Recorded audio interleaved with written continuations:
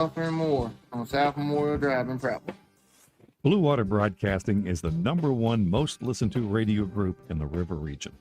Find out how to put this reach to work for your business. Call us to find out how we can help. Blue Water Broadcasting. Local folk helping local business.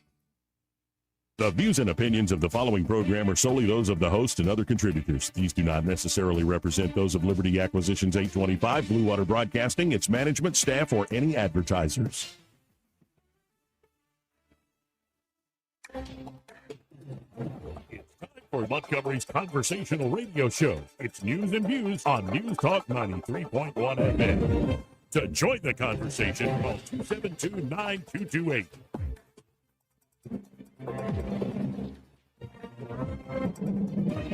You're listening to Joey Clark. Joey Clark. It's Joey Clark. Welcome into the program, folks. Over the weekend, I was thinking about two things.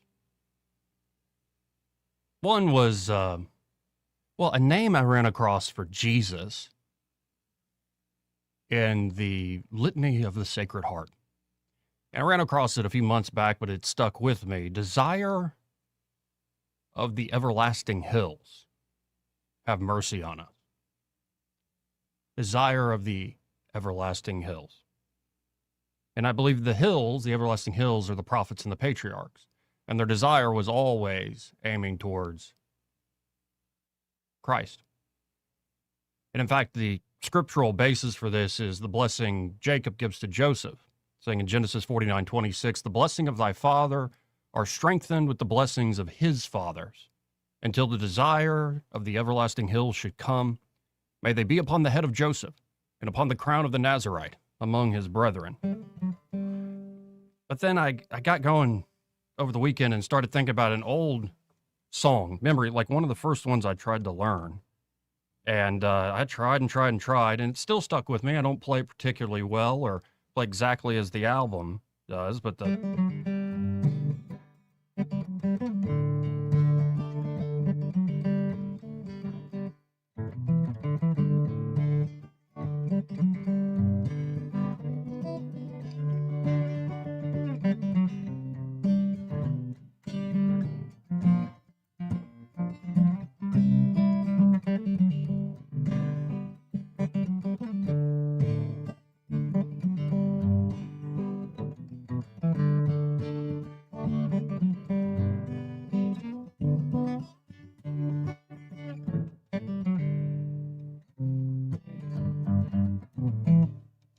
like I said, don't play particularly well, especially in this precarious position here in the studio.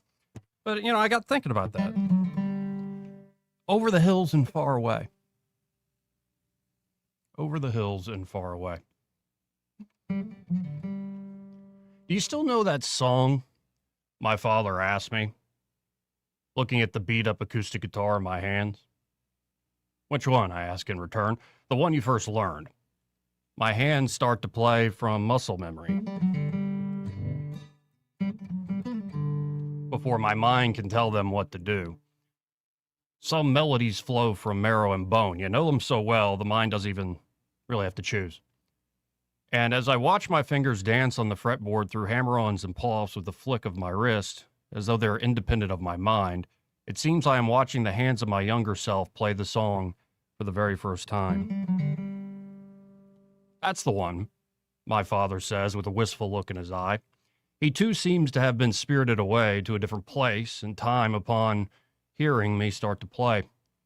I remember it was like yesterday, he says, listening to you in your upstairs bedroom right above your mother and me, trying to play that thing over and over again. And failing over and over again. Then one day, we kind of got it. I don't think I could forget it now, even if I try, I say. What's that one called again, he asks. Over the hills and far away.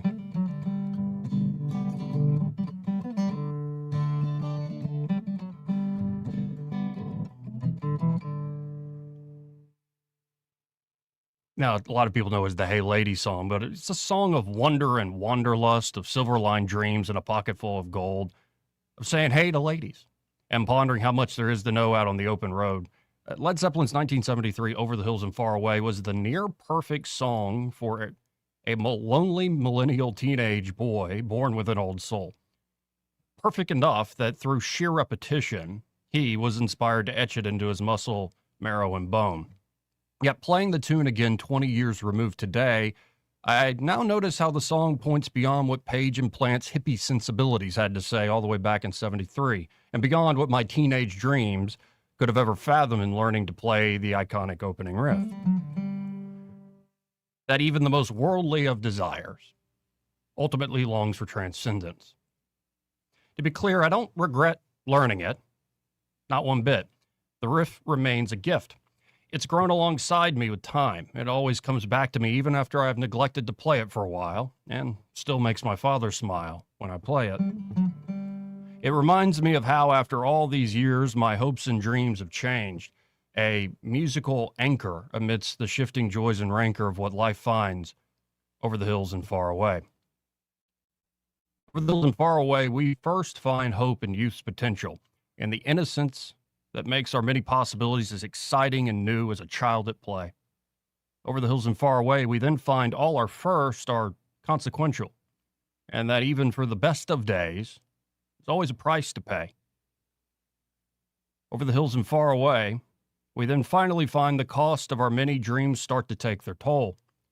That even the good we've done grows cold alongside all the mistakes we've made, and even the music of the old hills will fade.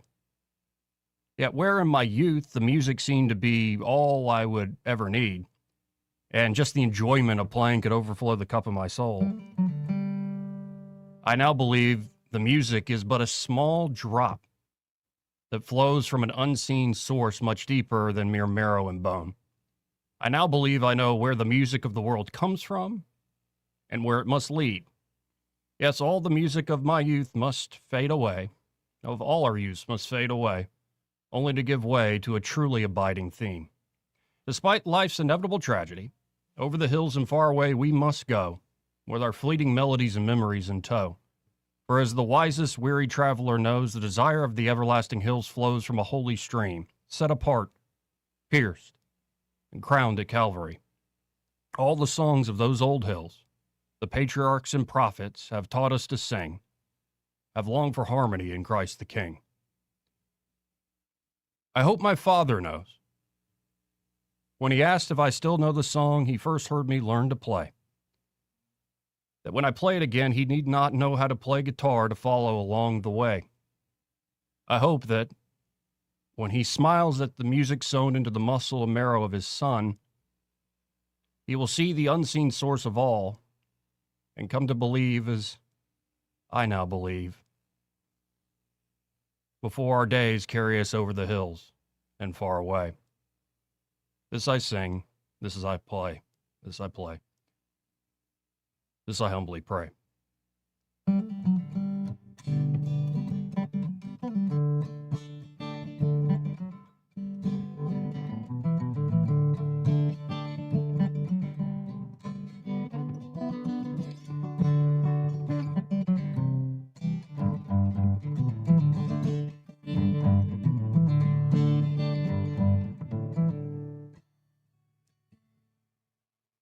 Welcome into the program. Thank God for another beautiful day. Hopefully it'll be a beautiful show. And Montgomery needs a new mayor. And also, New York City needs to stop it with the socialism. You're going to run out of food. I'm just warning you, you're going to run out of food. Also, Iran better make a deal or Trump is just going to blow them into smithereens. Now, he keeps threatening it. But I don't know if he's actually... How long is he actually going to wait until they cry uncle before he blows up a lot of things that can't be replaced, in particular human lives? Continue to pray for peace, folks. Pray for peace. Also, I saw it's real big news. It's real big news, especially for your aunt of a certain age. Maybe it's your sister. Maybe it's your mother. But it's a lady of a certain age with a certain political persuasion. I believe I saw this headline correctly. Starting next year, Rosie O'Donnell's back on The View, baby. just in time for the Dems to have taken over the House and they can impeach Trump and you can go sip your wine and take your Xanax and watch Rosie on The View. Well, let's hope that doesn't happen. But I saw that and thought, well, that's big news. Rosie O'Donnell's coming back. I thought she moved out of the country. We also have RFK Jr., an incredible interview on CNN with Dana Bash, where he just goes off on her because she stops pretending any pretense of just asking basic questions, and she goes off on him as well. And RFK Jr. was waiting for this moment to rip not only into Dana Bash, but into CNN and so many of the folks there. So we'll get to that. Fascinating interview. Also, over across the pond, on the question of Islam, there was a motion in front of the Debate Society of the Oxford Union. Should the West be suspicious of Islam? And it was quite a remarkable debate on many fronts. Now, you can say much about Islam, especially the political aspect of it, how it regards human rights in nations where it is dominant, how it regards other religions in nations where it is dominant. You can look at the history. You can look at the interpretations. How might that actually be played out? Should the West let more Muslims in terms of immigration policy? Have we let too many in? I think Europe has. In the United States, we just need to, it's an immigration problem. Though, if you live in certain parts of Michigan, maybe you don't believe that. Maybe it's much bigger than just an immigration problem at that point in that part of the country. But for all the political things you can say about Islam, and inflammatory things you can say about Islam, I would just like to say, watching that debate, that more and more folks should just simply say, it's false. It's wrong.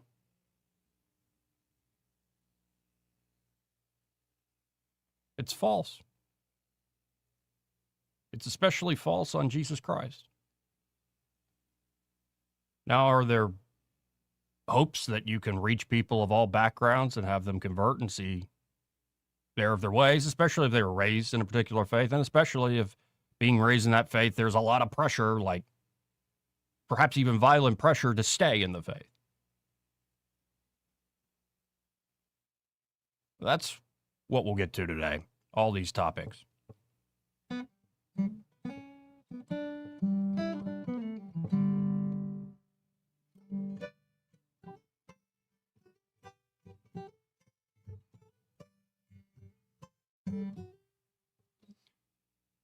Anyway, there's a reason I'm playing guitar in public. I get too nervous. I can talk my butt off, but whatever. Love you, Dad. 272-9228 if you want to get in on any of these topics. We'll be right back after this. Want to carry News Talk in your pocket? Download the News Talk 93.1 app from the App Store. Available on iPhone and Android. Never miss a moment. Download now.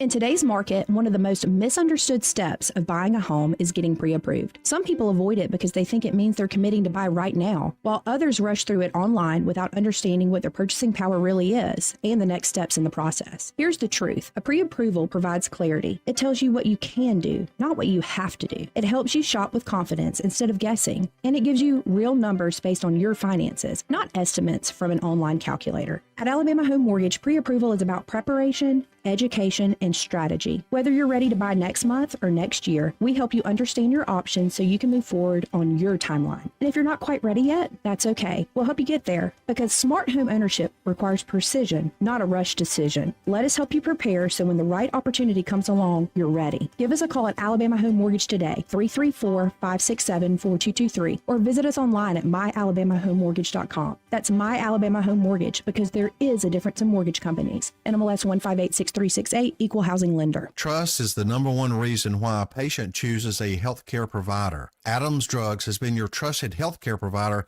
since 1962 and has been voted the number one pharmacy in the River region for many years. We strive each and every day to provide you the level of healthcare you have come to expect from Adams Drugs. The employees at Adams Drugs take pride in developing relationships with their patients, from making sure your prescriptions are filled correctly to getting to know you and your family's needs and following up on any questions you may have. Adams Drugs employees deliver top-notch service. We ask you to visit us at any of our locations in Montgomery, Prattville, Wetumpka, Millbrook, and Pine Level Marbury and give us a chance to earn your business. You can find us at adamsdrugs.net for the location that is nearest to you. Adams Drugs is your local, independently owned Health Mart pharmacy. Health Mart, taking the time to listen and care. For too long, Alabama's statewide news companies have shamed us for our conservative Christian values. Alabama deserves a news company that cherishes our culture, a company that isn't bought and paid for by the powers that be. 1819 News is that company. Run by Alabamians for Alabamians, 1819 News celebrates what is good and beautiful about our state, while exposing those who work against our values in secret. Just go to 1819news.com to learn more. Subscribe to our newsletter. That's 1819news.com. With the Wall Street Business Report, I'm Rich Thomason. It was a higher open for Wall Street this morning, with stocks rising and oil prices falling after President Trump called off a planned attack on Iran. Brent crude, the international standard, fell $4.27 or 4.9% to $83.66 per barrel. U.S. benchmark crude lost $4.86, 5.8% to $79.81 per barrel. This week will bring a slew of labor market data, highlighted by the government's July jobs report due for release on Friday. Earnings season is in high gear, with dozens of major companies reporting their latest profits. That includes SpaceX, McDonald's, Disney, and Uber, among others. Tokyo and Washington are both confirming action has been taken that's aimed at propping up the value of the Japanese yen against the U.S. dollar. For the Wall Street Business Report, I'm Rich Thomason. Rich Thomas Weather is brought to you by Victoryland. Win a BMW X7 or your share of $25,000 in free play during Victoryland Casino's BMW and $25,000 free play giveaway. The more you visit, the more chances you have to win. Victoryland Casino, where you can be a winner too. Rich Thomas Weather. Well, hi, everybody. Pretty standard forecast for the early part of the month of August. Today, a good bit of sunshine with a high temperature in the lower 90s. Yes, there will be some random scattered showers and storms here and there, mostly in the afternoon and evening hours today and tomorrow, but really only a few towns will be affected. Many towns will stay dry. Low temperatures tonight and tomorrow night with mostly clear skies in the lower 70s. Not much day-to-day change this week, but I think temperatures will be edging back to the mid-90s by the middle of the week. From the Blue Water Weather Center, this is Rich Thomas. Back to school shopping starts now, and ASC Credit Union has you covered. Our back to school loan helps you pay for supplies, laptops, clothes, and more. Stop by your local ASC branch or apply today at yourasccu.com. Federally insured by NCUA. Terms and conditions apply. The River Region's first and only news talk station on FM. Live, local talk. News Talk 93.1 FM WACV. Joey Clark. Joey Clark. Joey Clark. Joey Clark. You're listening to Joey Clark. Welcome back. Now let's get to RFK Jr. Some calling this a career-ending interview for Dana Bash, but I think that's a bit hyperbolic. She's done a lot of bad ones. In fact, she was doing her job, and how her, say, bosses wanted to press Kennedy and defend themselves, obtusely, of course. The problem is CNN and so many folks hid behind the so-called experts and the science. And they still want to play that game of, well, experts say and the science says. And a lot of folks just ain't buying it, especially not Bobby Kennedy Jr. He is, he's done with just sitting there like a potted plant, though he never really was one, really. So here is, well, let's jump right into it. This is RFK Jr. on State of the Union on CNN. This has gone viral. A lot of folks reacting. Let's react together. Nearly all the blame on the COVID pandemic and the way that the U.S. responded to it squarely with Dr. Fauci. But of course, he worked for President Trump. Does President Trump also deserve some of the blame? Well, you know, President Trump, as you recall, wanted to end the lockdowns. I think the thing that did the most damage to our country was the lockdowns that shut down 3.5 million businesses in our country with no due process, no just compensation. All of our churches closed our schools, and our children are still paying the price for that. And yet we had the worst outcome of any country in the world. How so? We have the highest death rate from COVID of any nation on earth. Well, let me just say, because I've heard you say that before on the death rate from COVID. It's not accurate because public health experts say that there is a combination of factors that went into that: higher rates of chronic illnesses, which I know you would agree with, gaps to our healthcare system, and misinformation about vaccines. Experts say there's a lot of factors that go into it. So what he said was true. It was true. And you're just trying to dissemble it, acting like the factors or an explanation of why that death rate is true somehow contradicts it. This is, well, he can handle himself. You just said what I said was inaccurate. What I said was accurate.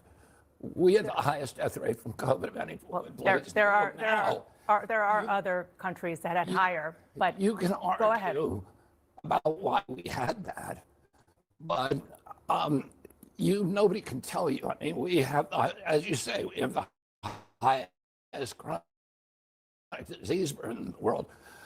But Anthony Fauci was mismanaging the COVID pandemic, and he was doing it under the Biden administration.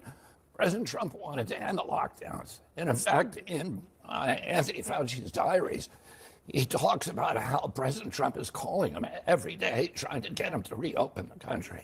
Yeah, well, the lockdowns were done by governors. I mean, certainly Anthony Fauci and the president had opinions, but the lockdowns were done by governors, and largely because they were hearing from hospitals saying that their ICUs were overrun and they needed some help while that was happening. Well, that's not true. That's just not true. What you're saying is not true. No, they were doing it because Anthony Fauci was telling them from the top, you need to lock down. There were ICUs that were empty all over the country, including in New York at the height. I'm asking you, I'm going to go back to what I asked you at the beginning, which is President Trump.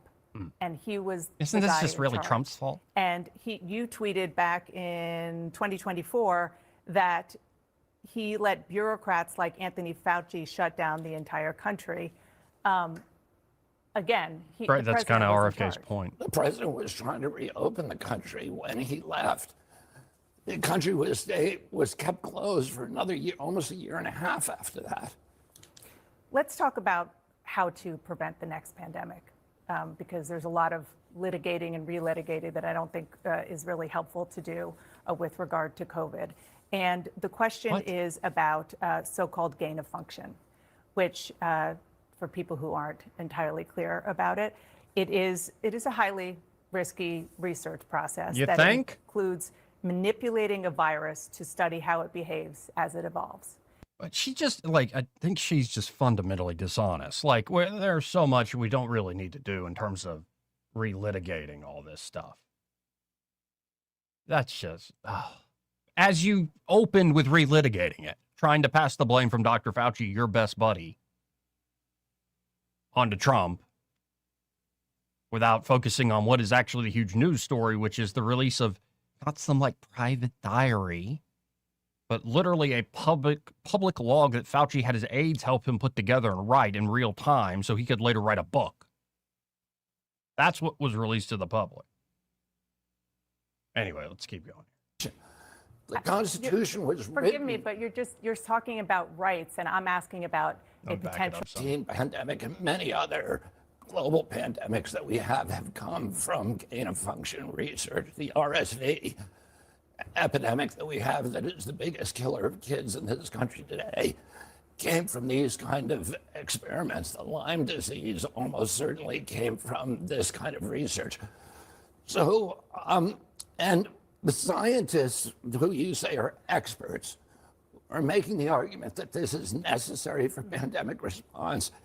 Cannot point to one instance in history where research that came out of this kind of experimentation has actually provided us something beneficial. So how do you prepare then? How do you prepare for the next pandemic? I mean, that's literally part of your job now, because experts think it's going to happen within the next 10 years again. Yeah, I mean, I think we did virtually everything wrong the last time. So what about now? The principal thing that we need to do is we need to listen to what's happening to doctors on the ground.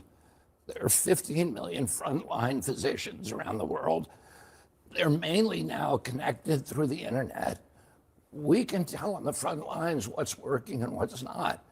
If we had listened to those doctors during the COVID pandemic, we would have saved potentially millions of lives. There were therapeutics out there that were working.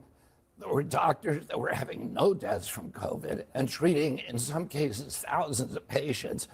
And we weren't listening to them. Instead, we were doing the opposite. We were shutting them down. And then, Dana, the other thing that I would say is that we need to protect our constitutional rights. That is the primary obligation of our country. What does that mean? Well, during COVID, we completely dismantled our constitutional rights. We began censoring people in violation of the First Amendment. But you're saying what not to do. I'm asking what to do. But I want to talk about. That's something to do. That is the number one priority. We protect the Constitution. The Constitution was written. Forgive me, but you're talking about rights, and I'm asking about a potential public health crisis that is coming. But I do want to And one of the mistakes we made in the last time was suppressing those rights so people weren't being heard. Yep. Doctors who were saying you're doing it wrong were being marginalized and vilified. Yeah. And because again, I really want to move on. But you asked the question. Yes, I do. Part of the problem. No. Amen, brother. There was absolute press malpractice. You weren't allowing Mr. Secretary, your job is a fierce skepticism toward authority. And you weren't doing that. You were beating up on people who were dissenting. No. Okay. You want to sit here and attack me, or do you want to have conversations about public health? I'm not attacking you. I'm asking questions about how to prevent the next pandemic. Question, and I'll tell you. That's what I'm trying to do.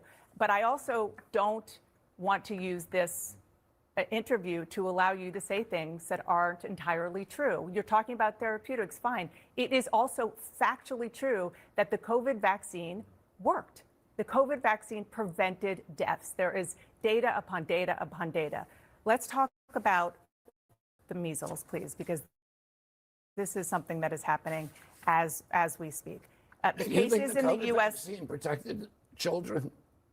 I think that what I have talked to scientists and doctors about. Scientists. Can you show me one study? Yes, I can. That shows that I can. Children were protected by the COVID vaccine. I can tell you that that vaccine did more good than harm to children. Can you show me one study that shows that? I can tell you that when it comes to the vaccine, there have been studies that show that because of vaccine disinformation, there could have been 100 to 200,000 lives in the U.S. saved. But because people didn't get the vaccine, that's why. I'm not saying that it entirely. You are saying nonsense. You are saying something that you cannot show me a single study. I am not saying nonsense. You are talking what somebody told you. Excuse me. And you. Amen, brother. Keep going.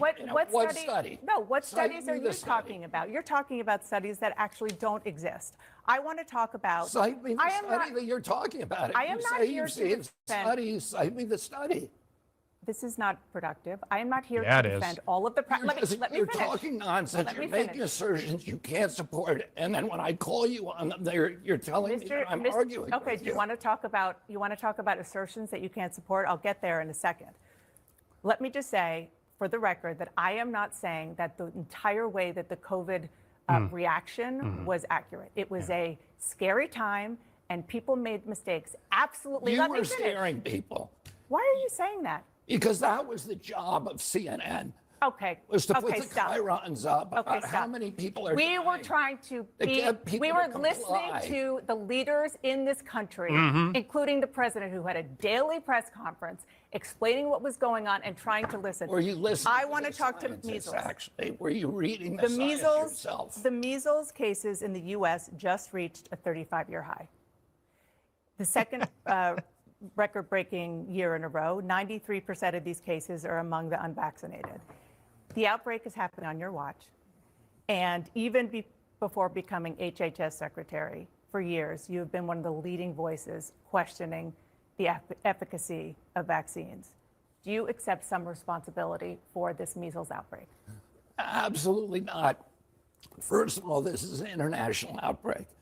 So, and we're doing better at handling it than any country in the world. Mexico has 15 times the amount of measles per capita that we have. Canada has 4 times the amount of measles.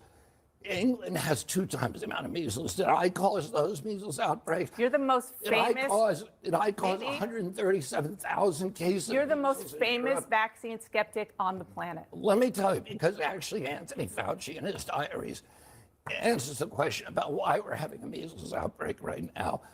The reason we're having a measles outbreak because of the COVID lockdowns, because children during that period did not get vaccinated. And in his diaries, he says this is going to cause massive outbreaks of measles and more children. He says this are going to die. Let me finish, because you could accuse me of something. Now, let me. No, I didn't. I asked you a question. Yeah, let me give you the answer. He says in his diaries, more children are going to die from measles because of these lockdowns than COVID. So if you want to know, and that age group that should have gotten the MMR when they were 18 months and didn't get it, they're the ones being infected. The people in this country, and we have stopped the outbreaks at record speed in South Carolina, in Texas, in Utah, in Virginia. We've done better than any country in the world. I dispatch immediately the epidemic intelligence services to those states. I get on the phone with the governor, and we stop them in their tracks. Nobody else has been able to do that. You have a bully pulpit. Let me tell you just one last thing. Go ahead. The communities that are suffering from measles are almost all religious communities that just don't vaccinate. The Mennonites have not vaccinated since 1796, since Edward Jenner Just their right. invented the smallpox vaccine. It's hard to blame that on me, as much as you want to blame No, it I don't on want to me. blame you. I'm asking you because you have a very powerful voice on these issues for people who are skeptical. Let me finish. Let me finish. And I've never questioned the efficacy of the MMR vaccine. Okay, let me finish. I've What I want you to do is please use your bully pulpit to right now, as we're getting close to back to school, are you willing to say to parents who have not vaccinated their kids that they should vaccinate their kids for measles because it is safe and it will help them save their children's lives? We tell people on my websites, my public Right now, pronouncement, I'll look say into the it right camera. now that parents should get their children vaccinated for measles. A measles vaccine is effective. It stops measles in about 97% of the cases. So people should get vaccinated. Can I ask you, the Wall Street Journal reported that the president is pressuring you to conduct studies probing the link between vaccines and autism. Is that true? Did you say probing the link? I'm just quoting the Wall Street Journal, that the president wants you to go further to probe the link between autism and vaccines. He certainly does. Okay. Now, have you talked to him about medical research that have studied this for 25 years and found no link between autism and vaccines? And this is my question here, because I don't want to litigate that. My question is, why not, because you are HHS secretary now, why not study what could cause autism, which scientists do believe starts with fetal brain development? They've been doing that. This is the strangest. This is why I don't watch cable news anymore. But it's great for RFK Jr. pushing back, standing up for himself. But the framing, how accusatory every question is, it's very dishonest. Oh, and it's very, well, she has an agenda. She is certainly driving. And some of that is a CYA operation for her own organization during the COVID era.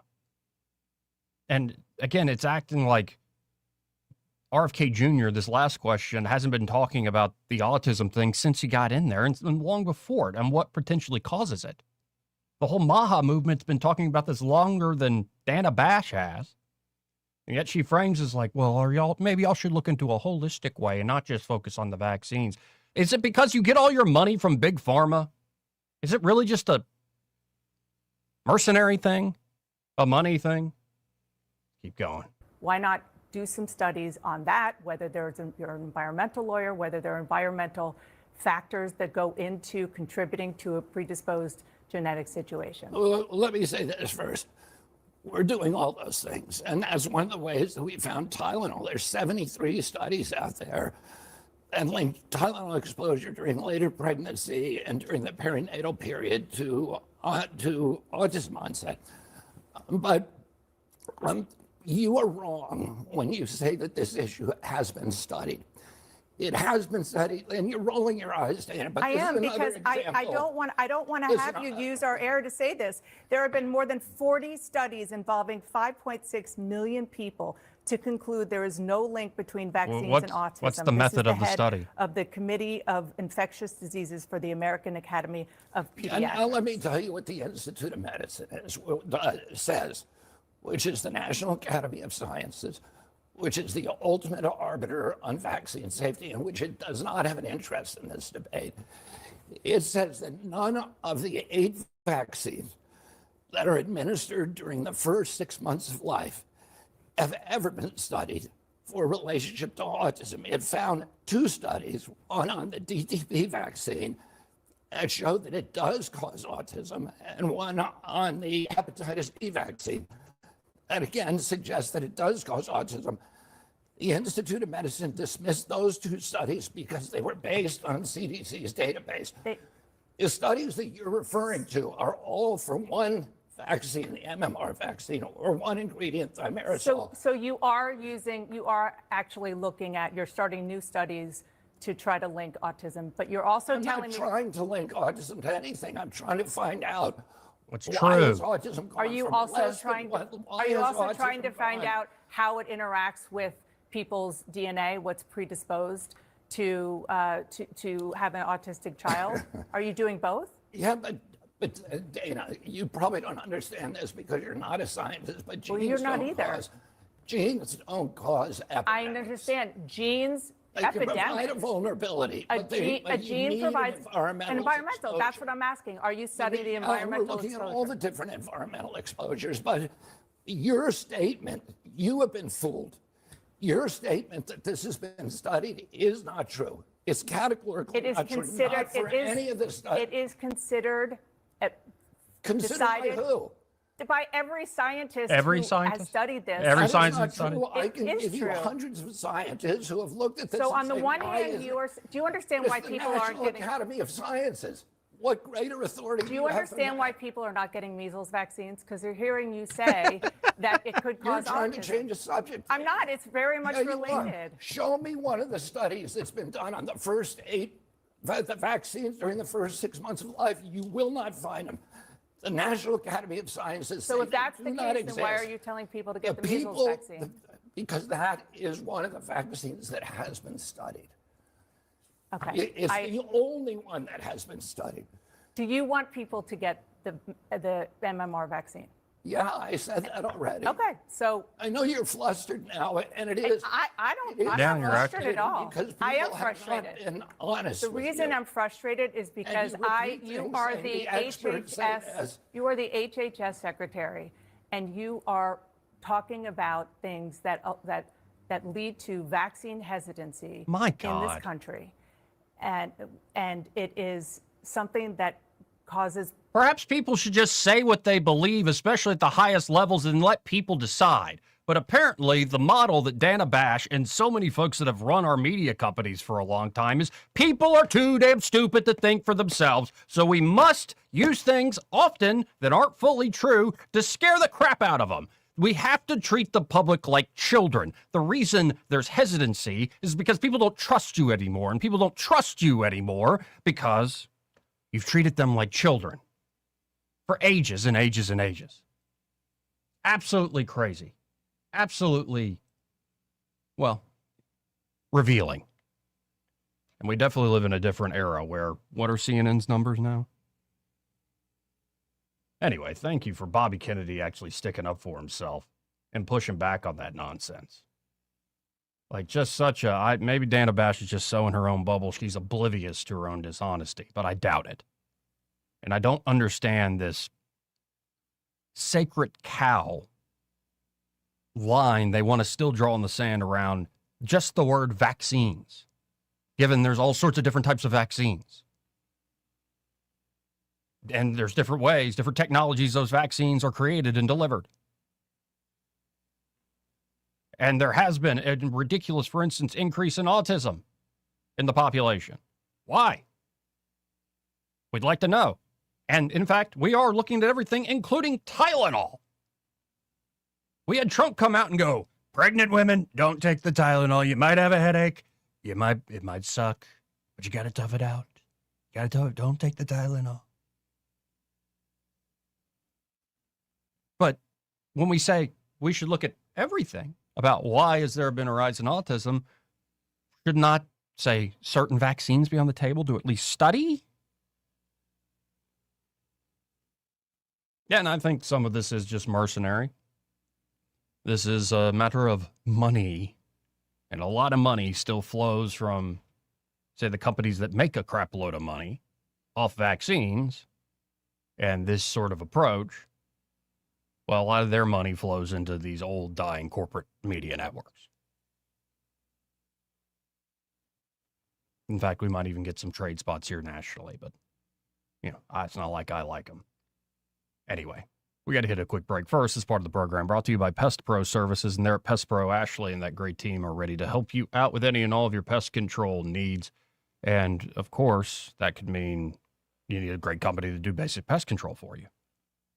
And they are great. They show up on a regular basis. It's just a monthly subscription model. Come around, spray around the property. Most of the time, don't even have to go inside to make sure your house is bug-free, insect-free, pest-free. Of course, if you have issues that are acute, like a big termite problem that you're worried about, or maybe you just haven't had the property checked for termites in a while, or perhaps you're looking for fire ant removal or mosquito removal. They can do all this sort of thing. Or maybe there's like a squirrel in your attic.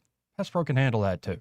So check them out today. You can always go to ppsriverregion.com or just search Pest Pro Services on the Book of Faces, or just call them direct. 265-9990. That's 265-9990. And be sure to tell them that Joey, that fellow on the radio, sent you. Quick break. We'll be right back.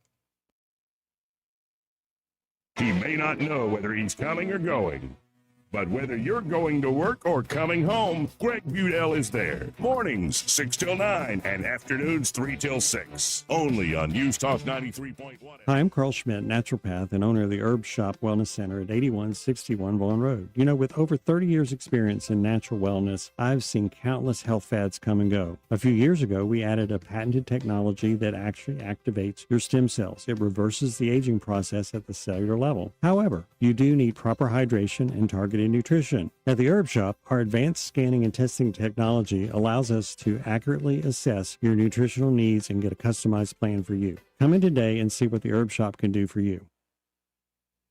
Live, local talk. The River Region's most trusted voice for news and opinion. News Talk 93.1 FM WACV.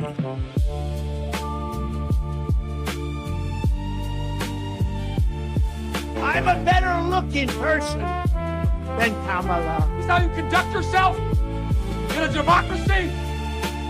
Folks, you know this song means it's time for one of the most interesting callers in Radio Land. The one, the only, Papa B. Hey, Papa B, how you doing? I'm never going to use to that. It's not my own theme music, dude.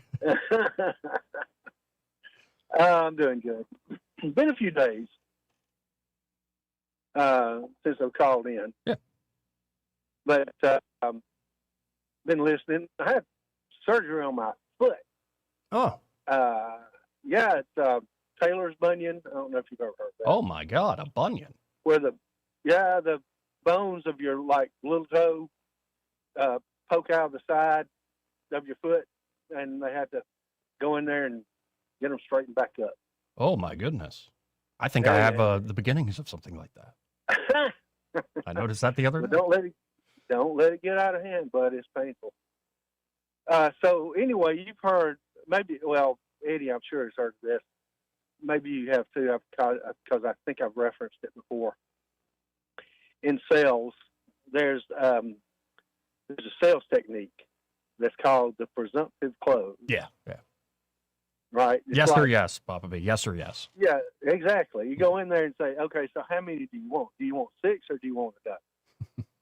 I mean, the question is, you're going to get some. You're going to get the sale's made. Now it's just a matter of how much you want. Dana Bass's questions are typical, very, very typical of the media. It's a presumptive questioning. They have a conclusion already, and they're trying to herd you toward that conclusion. It built into the premise of the question, and if you attack the premise, they're like, "You're not answering the questions." Yeah, because the premise is wrong. That's right. That they're not being, true journalists. They're being advocates. They're advocates of their opinion because true journalists, they're going to want to truly understand or know, and ask with good faith a question of whoever they're interviewing. Let them talk. Let them say what they want to say. But no, Dana Bash has a presupposed way of you're supposed to think me, you, everybody, RFK, and if you don't conform to that with your answer or with your way of thinking, then you're going to just shut you down. Right. That is our media today. It has been for a very long time. One of the things I used to say, Dan, and I used to get a laugh out of this, I said, stop trying to tell me what to think. Right. Stop trying to tell me what to say. I can figure it out myself. You just tell me the facts, and I will figure out what I think about it.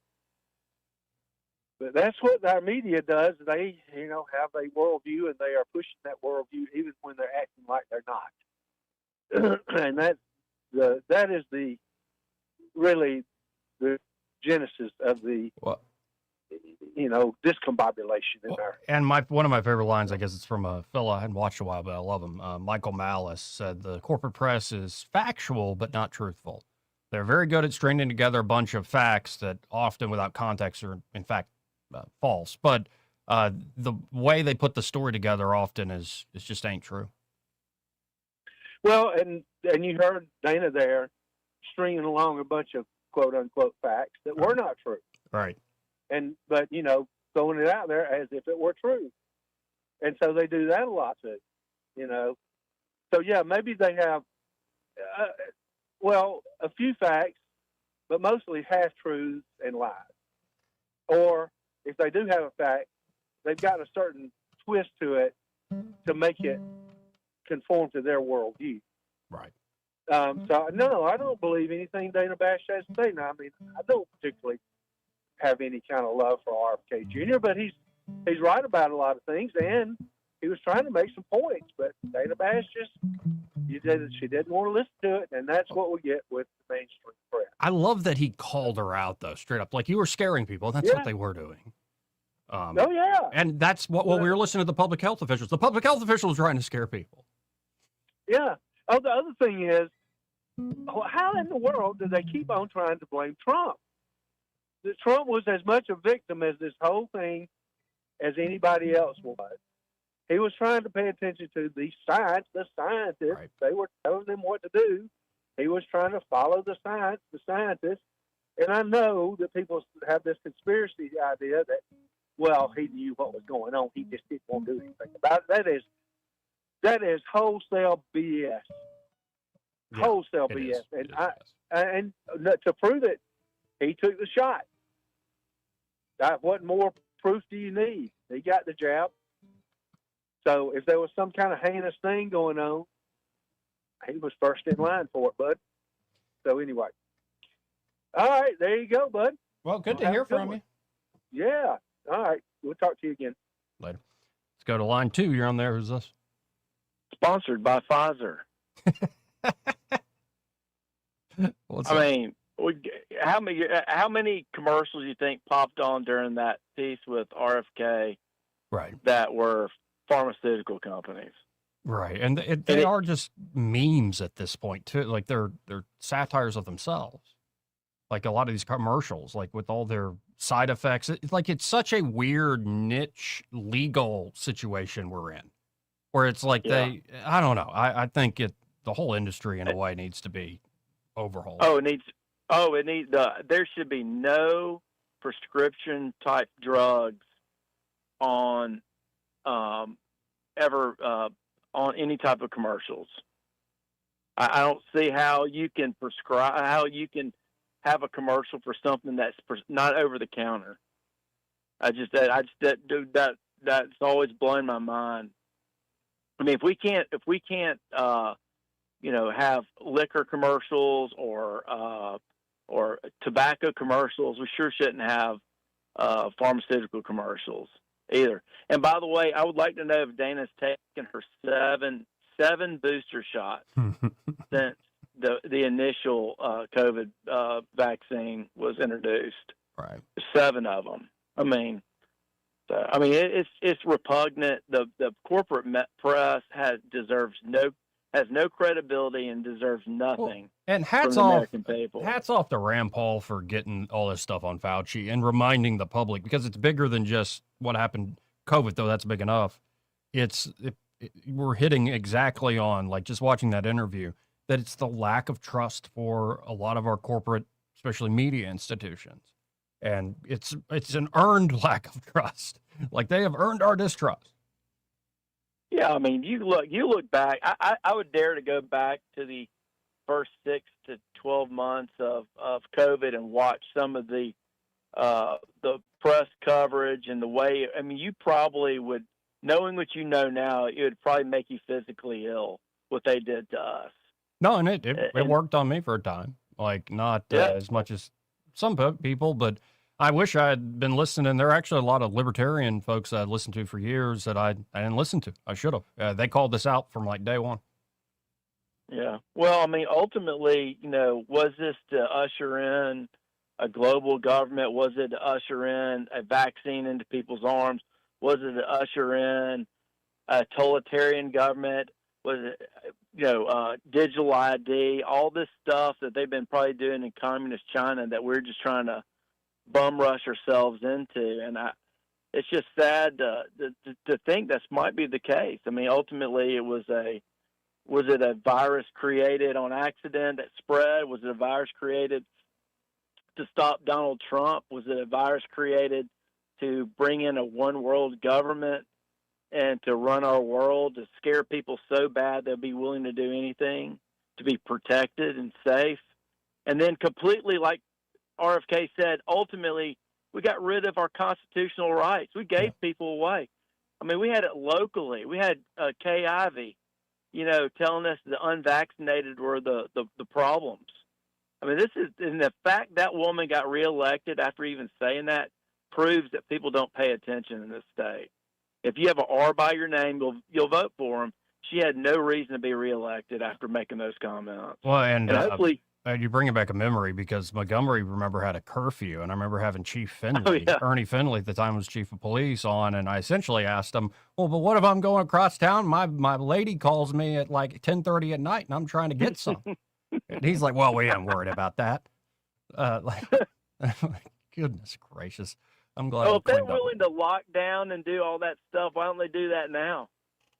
Yeah. I mean, we had this do right attitude, and we're gonna stop this virus from kids hanging out at the raceway parking lot, and they don't spread the old virus around. But where's that attitude? And how long now? was COVID the excuse for rising crime numbers?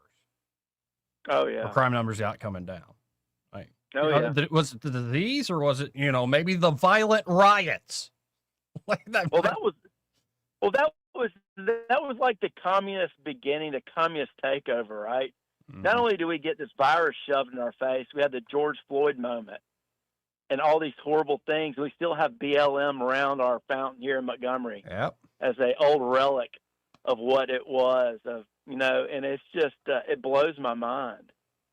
Yeah. And, looking back at the 2020 to 2021, man, I think everybody was glazed over all the strange things that was happening, people getting money in their pockets and all that stuff. You look back at it, it's like, my God, what did we give up, folks? And it's hopefully people look it back as a big mistake. Oh, yeah. Yeah, no, and by the way, I just thought of I just saw a clip of a British roast comedy show where people battle roasting each other, and it was a white British dude and some big black British woman, and he said, "If Black Lives Matter, why won't you change your diet?" And she almost fell out the chair, and that applies to a lot of folks around here. Why won't you change your diet? Anyway, Well, might have helped with the COVID. change too. diet. That's right. Mhm. Sure. Well, get your 7 booster shots, Dana, and the world will be a better place. Well, I appreciate the call, Chris. Yeah, take care. Now, Trump's in the Oval live right now giving updates on talks with Iran. We'll see if it actually follows through because he says the attack they were about to deliver to Iran was the biggest since World War II, which that's pretty big. There's some pretty big attacks in World War II. But looks like they're back to talking.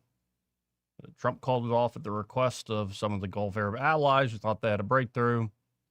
And Trump now saying it'll take a little while. We were very strong on it. They cannot have a nuclear weapon. Iran cannot have a nuclear weapon. I'll never change. So he's just sticking to that line. Anyway, second hour coming up. Broadcasting from the Riverside Chevrolet Master Control Center, this is WACV Cusana, News Talk 93.1 FM. When it's Chevy, it's Riverside. SRN News. I'm John Scott. President Trump holding off on massive attacks on Iran at the urging of Gulf allies. He said a plan was in place for U.S. forces to carry out the biggest attack since World War II. Instead, he announced new talks to wind down the war in Iran. Those talks starting today. Europe grappling with a record-breaking hot and dry summer. The water-dropping planes on Monday tackled a major wildfire in Greece, while firefighters in France worked to stabilize a blaze in Provence. The UK recorded its driest July in nearly 2 centuries. In France, firefighters guarded against flare-ups near Bordeaux. Canada's second-largest airline, WestJet, has agreed to a tentative agreement with flight attendants to end a strike that led to hundreds of flight cancellations and thousands of stranded passengers. This is SRN News. Hi, I'm Kirk Cameron. Christian Healthcare Ministries is not another health insurance policy. If you're tired of year-long contracts and pointless restrictions, CHM offers anytime enrollment on your schedule and at your convenience. With CHM, you're paying half the cost of a traditional health insurance plan. So that puts more money back into your budget for everyday needs. Plus, you'll have access to CHM's care solutions for virtual appointments, prescription savings, surgery support, and more. My family and I joined in 2018, and it's changed our lives for the better. We love paying way less while helping other believers afford their medical bills. Take the leap of faith and see why Christians across the nation are better with CHM.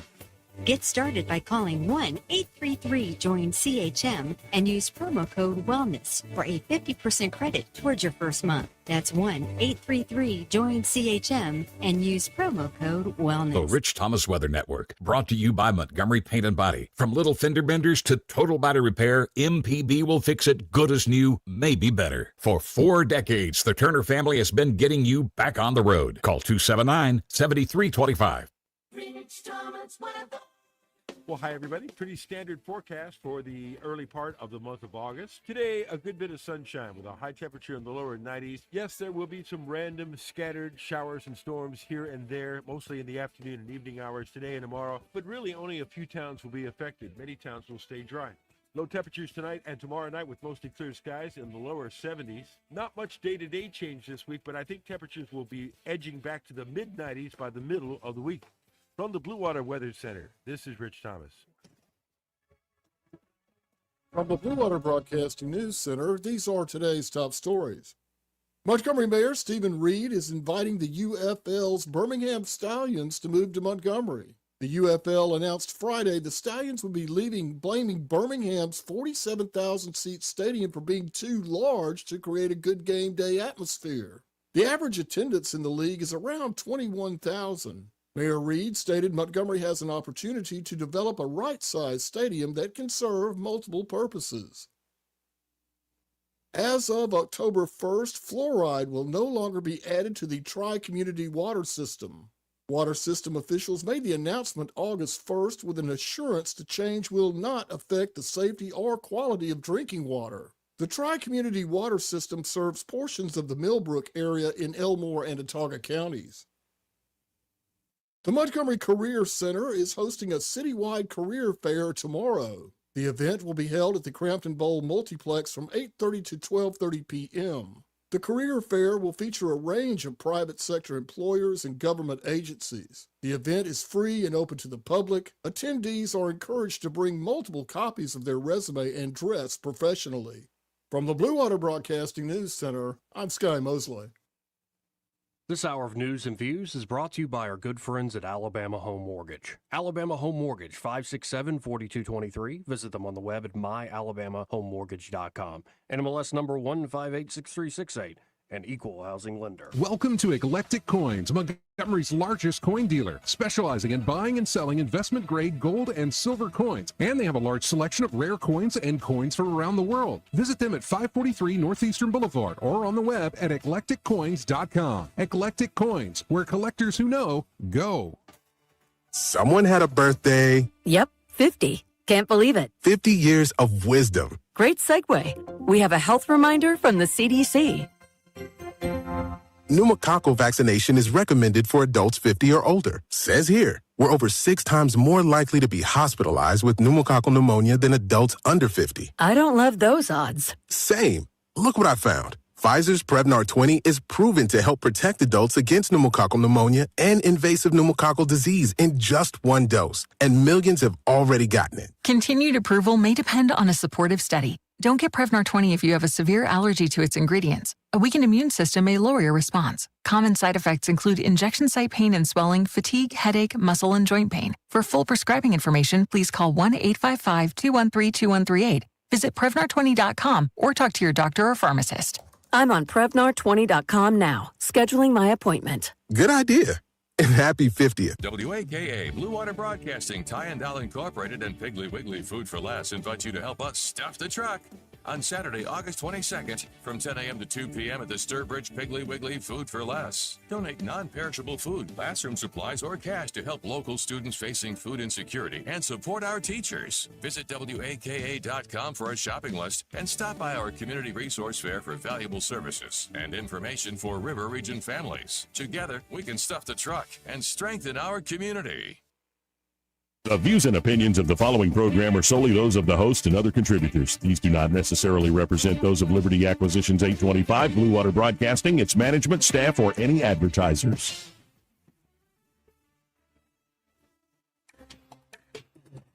It's time for Montgomery's conversational radio show. It's news and views on News Talk 93.1 FM. To join the conversation, call 272-9228.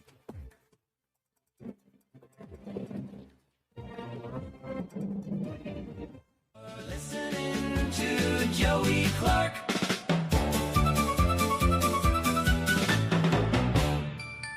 Welcome back. So before we forget about these miserable corporate press institutions, to put a bow on this, Victor Davis Hanson went off at one moment on his podcast. Let's listen in because he talks about when you stack them up next to one another, of the big lies pushed by big media. Well, let's listen in. We don't have a watchdog media. It disappeared. We have NBC, ABC, CBS, New York Times, Chicago Tribune, LA Times, Boston Globe, NPR, PBS, ABC, CBS, NBC, Columbia School of Journalism, that whole conglomerate. Yep. They're there as adjuncts to the Democratic left-wing project. And so think about it. What did they give us? They gave us the Steele dossier is authentic. Donald Trump is a Russian spy. No, you lied and tried to fix an election through that lie. They gave us Hunter Back laptop. I know it looks incriminating, but it was cooked up in Moscow. It's a product of Russian information services. No, that was a lie. Jussie Smollett, that was a modern lynching. Can you believe that 2 white males went in with red mega caps and bleach and a rope at 2 a.m, defied the laws of chemistry, threw the bleach out, and it didn't freeze just because they were so evil? And then they attacked him. But Jussie, being a heroic fellow and diminutive, fought off 2 big, ugly, mean white guys while holding his sandwich and his cell phone and beat them up. But they did put a noose around his neck. And that's proof that it happened. Now, there's a little matter that he wrote checks to the black guys who wore whiteface, basically. But, things happen. So and then the Wuhan lab, every big lie that hurt the country, they've been behind for political purposes. That was behind the 2 impeachments, everything. January 6th. Remember what Kamala Harris said? Did you know, audience, what she said? She said that it was equivalent to Pearl Harbor. Yeah, and she won the only Pearl Harbor, she said, and 9/11. Yeah. Think about that. 3,000 people incinerated 9/11, 2,400 bombed to death at Pearl Harbor, and January 6th, where only 1 person died at the hand violently of another. Maybe 2, but they were both Trump supporters, but it was a 114-pound diminutive 14-year veteran, and she was basically shot unarmed for the crime of a misdemeanor going through a broken window. And then Officer Byrd was canonized as a victim who had a disreputable record of misbehavior himself. So, you just start to add it up. And, people go through these litanies, but I don't know why there's still a large audience that trusts them, but they do. It's probably the same folks who are excited about Rosie O'Donnell coming back to The View. I'm saying there's a big overlap. 272-9228. No, another thing that went viral over the weekend was this Oxford Union debate. And apparently the Oxford Union hasn't even released the full thing. So people are putting out some of their own videos, which is against the rules to film themselves, but they do. They're going to be censored, and their portions are not actually going to be put out. And, Oxford Union's this classic debate society existed for a very, very long time, for generations upon generation. And the premise, or the proposition in front of them, was the West should be suspicious of Islam. And in fact, on one of the portions of this debate they did not put out was in fact a young Muslim man, British Muslim man himself, who said, yeah, we should be. And of course, there are many Muslims on the side of, no, we shouldn't. Don't be suspicious of Islam. And by the way, the people that blow things up and the people that chop heads off and the people that are in ISIS and all these other, they're not really Islamic. They're not real Muslims, which is an interesting game to play. But before we play part of that debate, I want to play, it's an old clip.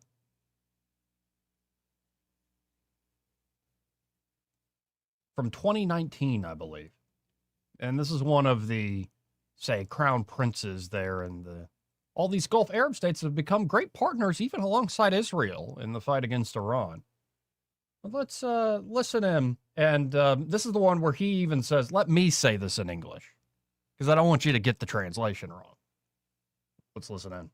And let me say this in English so you can understand what I'm saying. I have translation.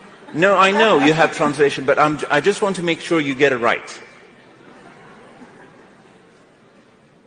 There will come a day that we will see far more radical extremists and terrorists coming out of Europe because of the lack of decision-making, trying to be politically correct, or assuming that they know the Middle East and they know Islam and they know the others far better than we do. And I'm sorry, but that's pure ignorance. I believe that guy is a foreign minister, or was a foreign minister of one of the main Gulf Arab countries, forgetting his exact name and stuff. Sorry, I don't speak Arabic.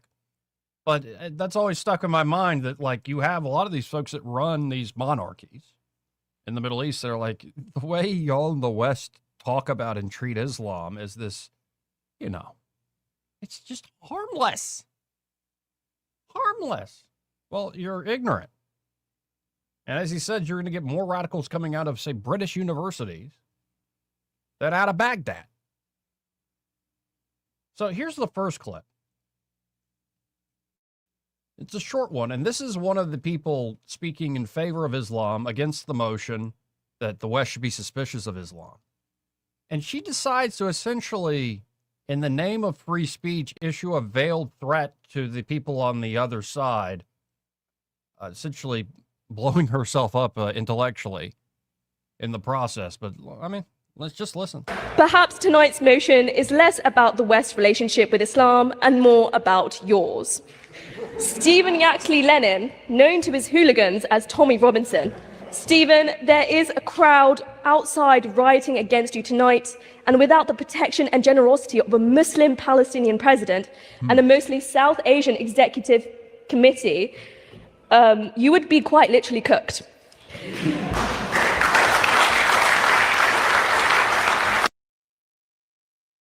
Yeah, how's that not a threat? Well, if it wasn't for us extending this to you, you would just be cooked. How about condemning the mob? Instead of using them as shock troops to shut down an opponent in what is supposed to be an intellectual debate. Yeah, a lot of folks. The paradox of tolerance. First, you must allow an intolerant ideology into your tolerant society. Next, you must be grateful the ideology did not kill you for not tolerating it. Now your society is dominated by the intolerant. Don't worry, they'll still protect those same rights. They pretend to share your values when they're weaker than you. And then when they're stronger than you, well, they say, well, they're your values, not ours. There's a lot of that. But there's this one particular dramatic moment, and it's a multi-hour long debate. Obviously, I'm not going to play the whole thing. But there's this one moment that I believe it's Lawrence Fox. Lawrence Fox is the speaker saying, yeah, the West should be suspicious of Islam. He is on that side of the debate. And this moment is, well, pretty incredible. He, you're not supposed to show or like draw pictures or renderings of the Prophet Muhammad, even though he's not really a prophet and he's not holy at all. That's, meaning set apart, like actually inspired by God. But let's listen in. This is Lawrence Fox. Neville Chamberlain flew to Germany to appease Adolf Hitler. He said, European peace is what I'm aiming at, and I hope this journey may open the way to get it. And here we are, 87 years later, and European peace and peace in the West is being threatened again. Upon his return from Germany with his piece of paper, Chamberlain said, we are resolved that the method of consultation shall be the method adopted to deal with any other questions that may concern our two countries. And 338 days later, Britain was at war with Germany. So this morning I was thinking about this debate and the worthiness of consultation, which Chamberlain invoked, and the motion this House believes the West is right to be suspicious of Islam. And then I started thinking about a cartoon that I have here in this envelope.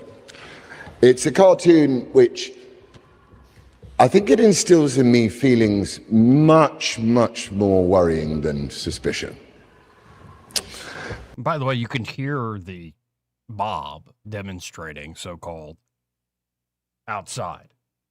But yeah, he's just held up a very big envelope, and apparently what's inside has made him, well, worse than suspicious of Islam. But in the spirit of consultation, I'll just leave it here for the moment, if we're okay with that.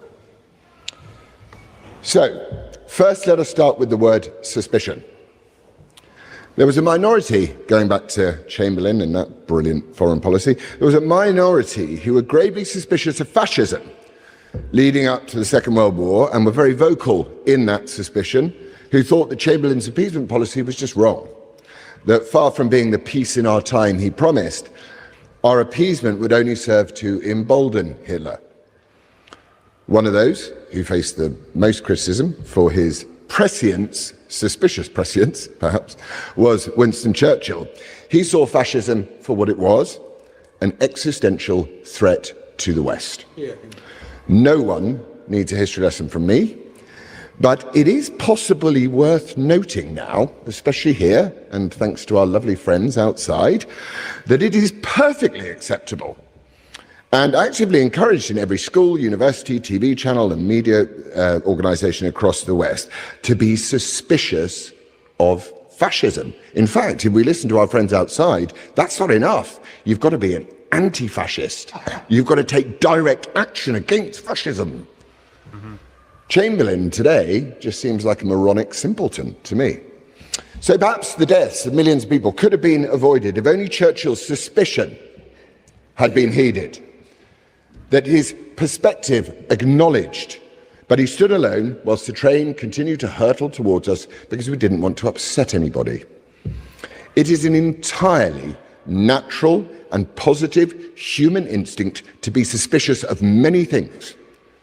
From teaching our children not to get in cars with strangers, to friends checking in on each other when one is going on a date with a new person for the first time, suspicion is healthy. It sparks in every single sinew of our being. It is the product of generational caution in pursuit of survival. It's central to our very fundamentalist of instincts. It isn't prejudice, it's prudence. Suspicion isn't hatred either. It's pattern recognition. And I would like to make it clear at this point, Arwa, I would like to thank you so much for inviting us to have this debate. And I know you've struggled so much with people trying to cancel you. And I know exactly what that feels like. So thank you so much.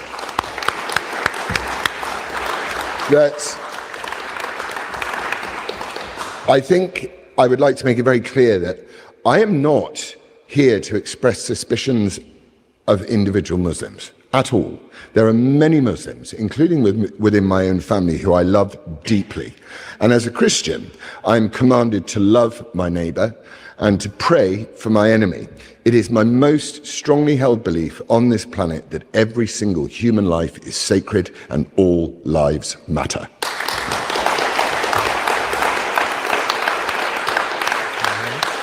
But I am absolutely not, and I will not, be commanded to love or submit to ideas or ideologies. As was mentioned earlier, as Jesus said, render to Caesar what is Caesar. Within one directive, he created the separation between church and state, which in Islam does not exist, which literally, Islam literally means submission. So there is no church, there is no state, there is only Islam. My suspicion of Islam, therefore, is strongly, and I think reasonably, held. Islam is a comprehensive social, political and military doctrine which leaves no part of its followers' lives untouched. As Andrew Hussey, the British historian, says, Islam more closely resembles a ruthlessly efficient war machine than a religion. Islam is borderless, expansionary and interested only in submission to Allah. And for us, for some of us, unfortunate non-believers, we're given three choices. Point of information. When was the last time there was a jihad declared against a foreign government and the expansion of Muslim lands into non-Muslim lands? When was the last time? What's that got to do with what I'm talking about? Well, you said that it's a military war machine. It's been around for quite a long time. A point of order has been raised. When you're giving points of information, you need to be very audible so the microphone... I thank the ex-president for his... I'm not sure that's a point of order. I'm also, as people may or may not have noticed, I'm not an Islamic scholar and I'm not into giving you a history lesson about the Quran. But I will give you a history lesson into the bits of the Quran that I understand and the bits of Islam I understand through those that I love and from my readings. So Islam gives you three options as far as I can tell as a Westerner. Submit. Pay the jizya, the tax, which institutionalizes inferior status for non-Muslims in Islamic states. Or, excuse me, 3, war with Muslims. Right. Notably, within those three options that Islam offers you, there is not one option which says, let's live in peaceful coexistence as equals in a pluralistic society. Not once. Not once does it say that. They don't like that. I'm certain you are aware that there is an entire chapter in the Quran, a chapter called O Disbelievers. The final line of that verse in the Quran is, to you is your faith and to me is mine. Are you aware of that chapter in the Quran, and are you aware of the teachings of tolerance the Quran and the Hadith and the Sunnah have taught us for centuries? Allah, thank you. I'm just going to explain to you. One of the reasons why I didn't want to start quoting Quran verses was because I didn't want to come here and start talking about, it says here that you chop people's heads off, it says here that you do that, and it says here that you do that. I'm sure that there are very, very, very many verses in the Quran that talk about peace and love and happiness. It's just all we get is the bombs, the running over, the knives and the beheadings. So I'll move on if that's all right. Thank you very much. Keep in mind, by the way, that he has that envelope with that picture, that artwork in it. So they're continuing to push back. But hear him out. I'm done. Move on. Thank you very much. So I've said, notably, peaceful coexistence with non-Muslims is not an opportunity offered. A position which can reasonably be held to say that it creates not just suspicion, but tension within a Western, secular, liberal, Christian goldfish bowl that Tom Holland tells us we all live in, right? That's where we live. We do. No one knows anything anymore. Everyone's feelings matter. So one thing is certain and is backed up by all the data. Muslims living in the West are pretty suspicious of us. So I'm not going to talk about why the West should be suspicious of Islam. Let's talk about how suspicious Islam is of the West. The Policy Exchange report, titled Unsettled Belonging, published in 2016, which claims to be the most extensive research of British Muslims ever conducted, revealed that, let's do it, 43% of British Muslims supported the introduction of Sharia, not British law, Islamic law. 53% prefer to send their children to school with strong Muslim values, suspicious perhaps of Western ones. Maybe, I don't know. 44% of schools should be able to insist on face coverings. Does this sound like a community which seeks integration? Do we have a right to be suspicious of those who reject our values and the societal norms of their host country? 24% sympathise with violence organised by groups to protect their religion. That's what the Muslims say. And 31% thought that it was acceptable to keep more than one wife, illegal in Britain, but fine in Sharia, apparently. And 35% believe that the Jews have too much power in the UK, 52% compulsory halal. I could go on and on and on and on. But most important to me is the free speech of this. So, let's get this out, shall we? Grabbing the envelope.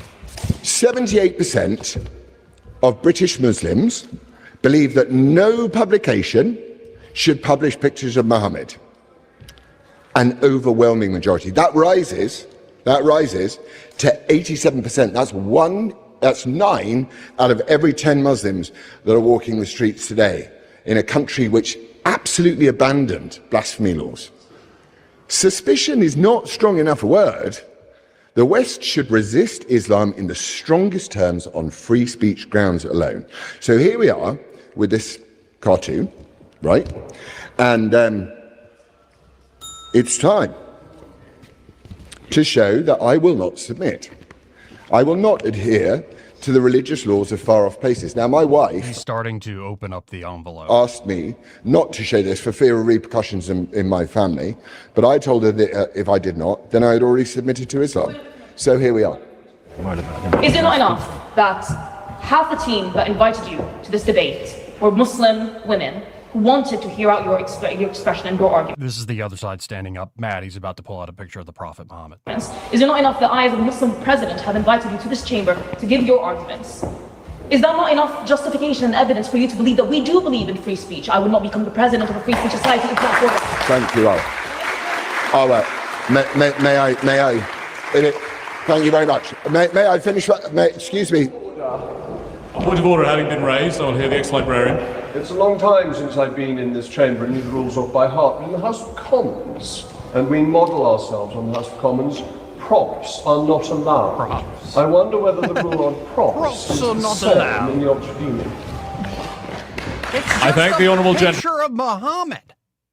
It's not even really a prophet.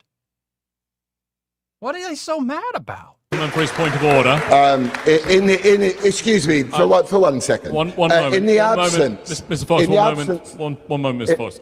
The ex-president is also raising a point of order, I think. Just so it's helpful to inform the ex-librarian and others, at least my 4 years involved with society, that ban was not extended and didn't seem to apply to Israel and Palestine flag. Thank you. So, right.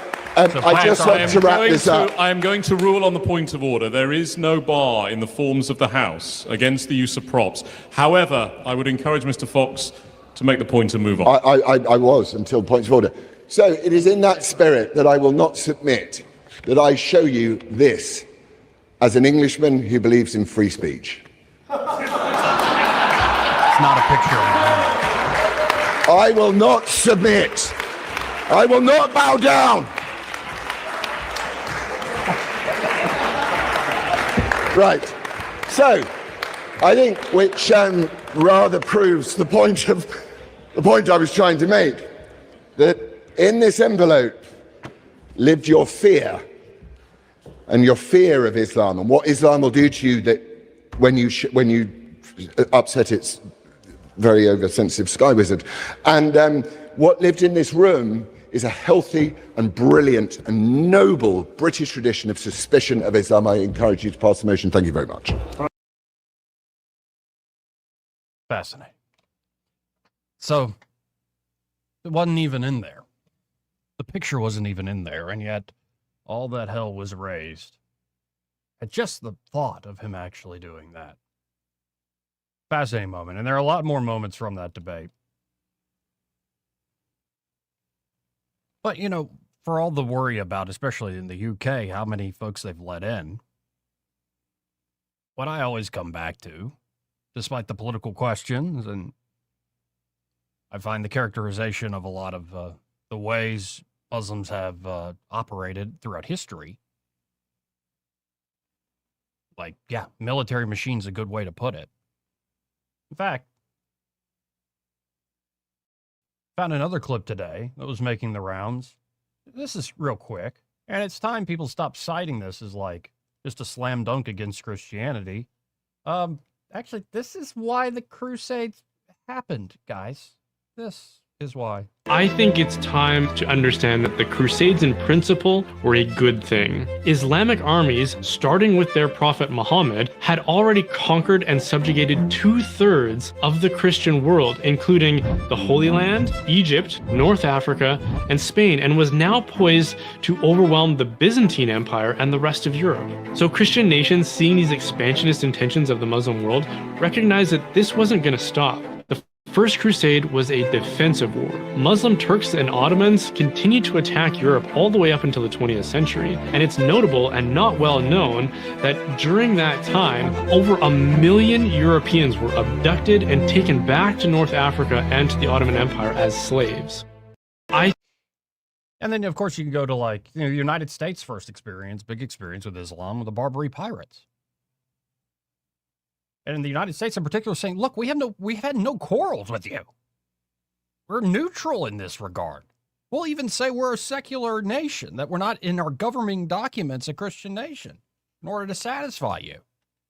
Like, we've never had any fights. Why are you continue to enslave and capture our people? Because our belief gives us the right to do so. You're infidels. So what I come back to, as all these political debates no doubt will continue to swirl, is Islam's just not true. It's false. And I suppose as a Catholic, I would say the main central issue is Jesus Christ. Everything hinges on Jesus, not just in the matter of a debate, but literally everything. Islam and Christianity, though, are not simply two different paths to the same mountain. They make mutually exclusive claims, truth claims, about the most important person in human history and all the history of creation. Of course, Jesus, true believing Christians, is the eternal Son of God. God from God, light from light, true God from true God, begotten, not made. The second person of the Holy Trinity, who died on the cross for our sins and rose from the dead. In Islam, Jesus is a character, but Jesus is considered in Islam merely a prophet. He did not die on the cross, did not rise from the dead, and is not divine. According to Islamic tradition, the original gospel given to Christians was later distorted and falsified, with Jesus misleadingly portrayed as a savior and son of God. In reality, says Islam, Jesus is a Muslim prophet who foretold the coming of Muhammad. This is a direct falsification of history and revelation. The manuscripts of the New Testament, thousands of them, predating Islam by centuries, consistently affirm the divinity of Christ, his death, and his resurrection. Islam's claim that the Gospels were corrupted is not only unfounded historically, it is internally incoherent. And by the way, you have examples outside of the New Testament documents and Christian writings that document Jesus being crucified. So, but this part about internally incoherent, it brings us to the Islamic dilemma. Simple argument called the Islamic dilemma. Doesn't prove Christianity is true, but it does prove Islam is false. So the Quran itself commands Muslims to accept the Torah and the Gospels as authoritative revelation. Yet the Quran contradicts those very books on multiple major theological and historical points. The death of Jesus, the Trinity, the nature of salvation, and a lot more. The Quran says to obey the Gospel and the Torah, but also contradicts both of these books on several major theological and historical points. So this is a genuine logical trap with no exit. Either the Bible is trustworthy because the Quran says the Bible's trustworthy. So either the Bible is trustworthy, Islam's contradictions of it prove Muhammad was a false prophet, or the Bible was corrupted and the Quran cannot command obedience to a corrupted text. And there's no coherent, third option. The Islamic dilemma is not a cheap rhetorical trick. It is a structural collapse of Islam's own internal logic. And furthermore, especially as a Catholic, Muhammad lacks the credentials of a true prophet. Genuine prophets are authenticated by miracles, moral integrity, consistency with prior revelation, and fulfillment of prophecy. Muhammad fails on multiple counts. No verified miracles. The one miracle offered, the splitting of the moon, has really no good evidence for it. Compare this with Jesus, whose miracles were witnessed by thousands, recorded by enemies and friends alike, and culminate in the most well-attested event in antiquity, the resurrection. Of course, contradiction of prior revelation. Every authentic Old Testament prophet built upon and was consistent with what came before. Again, the everlasting hills, they all yearn for Christ. In fact, the daily mass reading today, I believe it was Hananiah, pretending to be a prophet in front of the priest. This is at the time of Jeremiah. And eventually the Lord comes to Jeremiah and says, Hananiah essentially predicted that the yoke of the Babylonians and King Nebuchadnezzar will be broken. And all these nations, including Israel and Judah, will be set free.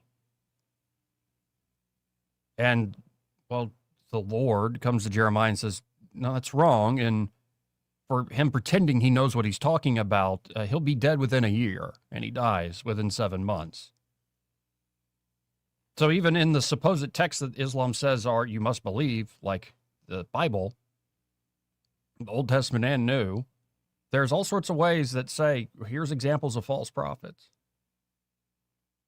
So every prophet is consistent.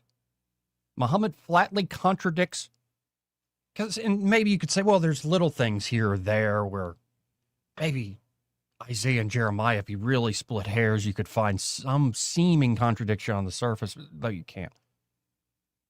But it's not even just like these seeming things or rhetorical things. Muhammad flatly contradicts Moses, the Psalms, Isaiah, and the Gospels. A true prophet from the God of Abraham does not contradict Abraham's God. And there's no prophecy fulfilled. Jesus fulfilled over 300 messianic prophecies recorded in the Old Testament. Muhammad fulfilled none.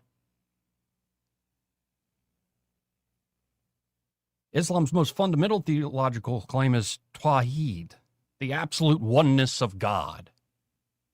On the surface, it sounds compatible with monotheism, but Islam explicitly rejects the Trinity, calling it a form of polytheism. The problem is the Trinity is not three gods, it's one God in three persons, Father, Son, and Holy Spirit. This is not a later invention. It is revealed in Scripture. Genesis 1:26 says, let us make man in our image. Matthew 28:19 says, baptism in the name of the Father and of the Son and of the Holy Spirit. John 1:1, in the beginning was the Word, and the Word was with God, and the Word was God. Islam's rejection of the Trinity is based on a misunderstanding. It often characterizes the Trinity as the Father, Mary, and Jesus. So they can't even get the formulation of the Trinity right, which is not the Christian belief at all.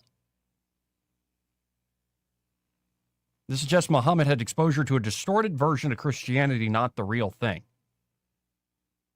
And let's just go to the cross itself, central, literally central to, I think, creation itself and central to Christianity. The Quran denies that Jesus was crucified, claiming it only appeared that way. This is not a minor quibble. The crucifixion of Jesus is attested to by Roman historians, Tacitus and Josephus, confirmed by every strand of early Christianity, affirmed even by most secular scholars of antiquity. If the crucifixion didn't happen, there's no atonement. And if there's no atonement, there's no salvation. Islam replaces the sacrificial love of God with a mere system of moral accounting. Do enough good deeds, and perhaps Allah will show mercy. This is not the God of Abraham, Isaac, and Jacob, who is literally love. And the Quran just can't compete with Scripture. The Bible is a product of 40-plus human authors over 1,500 years, has stunning internal unity, fulfilled prophecies, historical confirmation through archaeology, a coherent theological narrative from creation to redemption. The Quran was reportedly dictated by one man over approximately 23 years with no fulfilled prophecies, no unified theological tradition behind it, and a text that openly contradicts older revelation. Catholics, Christians in general, need to know the faith well so they can show their Muslim brothers that Christianity is the true fulfillment of Abraham's prophetic line, and do so using scripture, history, and common sense to charitably refute Islam's major beliefs. And of course, there can be common ground. You could be like, well, you're kind of right about this or that or the other. You just don't have the fullness of the truth, and you have a lot of stuff that is outright contradictory. So let's take the stuff that, maybe you've kind of got right and run with it. So the bottom line is Islam's not simply an incomplete religion. It's a contradictory one. It denies the incarnation, the cross, the resurrection, the Trinity, and the divine authority of the very scriptures it claims to honor. It arrived 600 years after Christ, contradicted everything he said and did, offered no miracles to verify its claims, and asked the world to take Muhammad's words for it. Take his word for it. Jesus said, I am the way, the truth, and the life. No one comes to the Father except through me. That claim is either true or false. Islam says it's false. The evidence says Islam is wrong. That's where I end up landing. Because the political arguments, like if you're in Britain, especially with major Muslim populations and the effects of how they're incompatible values at bottom, in particular between Christianity and the secular culture that was built essentially by the Christian world and what Islam's all about. Yeah, I think there is a tension there, and there's suspicion and fear and all sorts of stuff going both ways of this dynamic. And it's, well, pray to God it doesn't get too nasty. But I really always just come back to, it just ain't true. And though I will have respect for individuals and pray for those individuals, I'm not going to have respect for untrue things that are not only just mistaken, but outright contradict the very core, the very heart of hearts of not just my belief, but of the belief that has shaped our civilization. Anyway, we'll be right back. Want to carry News Talk in your pocket? Download the News Talk 93.1 app from the App Store. Available on iPhone and Android. Never miss a moment. Download now. You want your floors to scream new, fresh, and stylish. But if yours are groaning, tired, old, and outdated, you're in luck. Because at Prattville Carpet, you can revitalize your floors while you save on the best brands available with perfect and professional installation and Prattville's unbeatable lifetime warranty. Hi, I'm Ray Bowles from Prattville Carpet. If you're looking for carpet, hardwood, laminate, vinyl plank, or ceramic tile, call us today for your free measurement. Start shopping for your floors right now at PrattvilleCarpet.com. Prattville Carpet, we're more than just carpet. This is your roving reporter, and today I'm talking with a political activist. That's right, man. And could you please explain to us your red cap with the letters MMRGA? Yeah, man, this is my MARGA hat. Margo? Yeah, man, that stands for Make My Retirement Great Again. I see. And to do that, what you need to do is call David Ernest, the asset preservationist. That's right, man. You can call David at 833-596-7233. That's 833-596-SAFE. And I understand that's a toll-free number. Yeah, man. Get David Ernest on the case, and your retirement will be great again. And you make these hats? I do. Here's a whole pile left from the last administration. And they say CPWABD. Yeah, man. Corn Pop was a bad dude. And as you said, there's a whole pile here. Well, there wasn't much demand. I can dig it.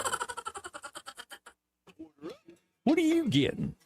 Still deciding, but I do know on August 11th, I'm choosing Rhett Marcus for Congress. Why Rhett Marcus? Because he's a true conservative, endorsed by President Trump and Senator Katie Britt. Oh, then you can trust him. And he's a small business owner, not a politician. Sounds like this choice on August 11th is the easiest decision we'll ever make. Remember to vote on August 11th. I'm Rhett Marcus, the Trump-endorsed candidate for Congress, and I approve this message. Paid for by Rhett for Alabama. Rich Thomas Weather is brought to you by Victoryland. Giveaways galore all summer long. Diamond Days Diamond Jewelry Giveaway and TV Tuesdays TV Giveaway with $185,000 in free play at Victoryland Casino, where you can be a winner too. Victoryland Casino, off I-85 exit 22, Shorter, Alabama. Rich Thomas Weather. Well, hi, everybody. Pretty standard forecast for the early part of the month of August. Today, a good bit of sunshine with a high temperature in the lower 90s. Yes, there will be some random scattered showers and storms here and there, mostly in the afternoon and evening hours today and tomorrow, but really only a few towns will be affected. Many towns will stay dry. Low temperatures tonight and tomorrow night with mostly clear skies in the lower 70s. Not much day-to-day change this week, but I think temperatures will be edging back to the mid-90s by the middle of the week. From the Blue Water Weather Center, this is Rich Thomas. When the heat hits to the river region, don't wait. If your AC quits, Hands Heating and Air offers same-day service, or your diagnostic charge is free with their Comfort a Day or You Don't Pay guarantee, plus 24/7 service with no overtime charges. Are you tired of the mainstream media's biased reporting? Do you want to stay informed on the news that really matters to you? Look no further than 1819 News. At 1819 News, we bring you the latest in Alabama news, politics, sports, culture, and more. We've assembled a team of journalists with Alabama values dedicated to the truth and the truth alone. Visit us at 1819news.com today. That's 1819news.com. Subscribe to our newsletter. Honest News, Alabama Values. This hour of news and views is brought to you by our good friends at Alabama Home Mortgage. Alabama Home Mortgage, 567-4223. Visit them on the web at myalabamahomemortgage.com. NMLS number 1586368, an equal housing lender. The River Region's News Talk Station. News Talk 93.1, WACV. News Talk 93.1. Joey Clark. Welcome back. So on a Sunday appearance on MS Now's Politics Nation with Al Sharpton, Doug Jones, criticized Tommy Tuberville for what he called dog whistle politics. So I have a few questions for Doug before we fully get into this. Is it all just going to be boomer, like liberal boomer slop? Are we still going to pretend like it's the 60s? Or are we still going to pretend like it's the 90s and Forrest Gump just came out? Is this what we're going to get? When's the last time you've been to the weight room? Get to the weight room. And also, Doug Jones, his campaign sign just says, Doug. Just Doug. Like he's Bono or something. So my question for Doug is, will Patty Mayonnaise be the true power behind the governor's chair if you win, Doug? So I don't know if I like that. We've had enough question about who's actually in charge of running the governor's office right now. I want somebody that's actually in charge. But Doug Jones talks about he's excited for the energy he's seeing across Alabama in the town halls and how Tuberville's hiding and he can't stay hiding or hidden or whatever. And the coach seems pretty out and about. So the energy that we're really seeing is remarkable, says Doug Jones, quoting him, and I think people are seeing all the just horrific things he says about Muslims. Well, I have a question for Doug Jones. Is Islam true? Would you be willing to say it's not true, Doug? Are the claims, the theological claims, true or not? Would you affirm them?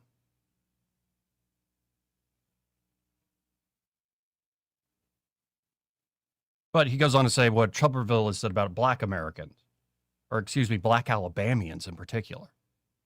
What has he said? What has he said in particular? Talking about like comments about crime, or most of the victims of that crime are black Alabamians. But he goes on to say, this is dog whistle politics. Quoting Doug, we've known that kind of racial division politics for a long, long time in Alabama, and I think people are tired of it. No, I think people are tired of the George Wallace thing, man.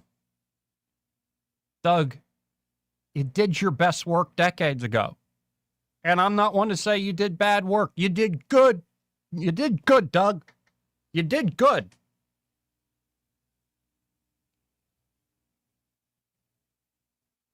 But this ain't going to cut it.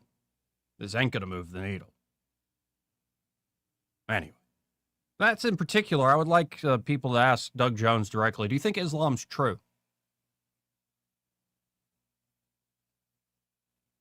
And are you willing to say that publicly? That it's not true. That it outright contradicts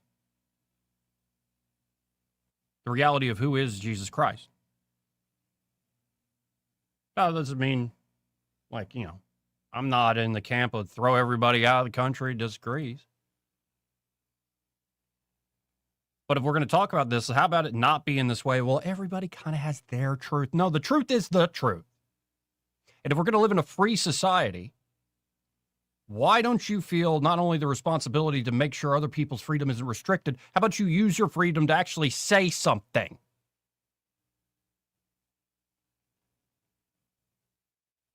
So somebody please, the next town hall, ask Doug Jones if he thinks it's true. If Islam is true. 272-9228. That's 334-272-9228.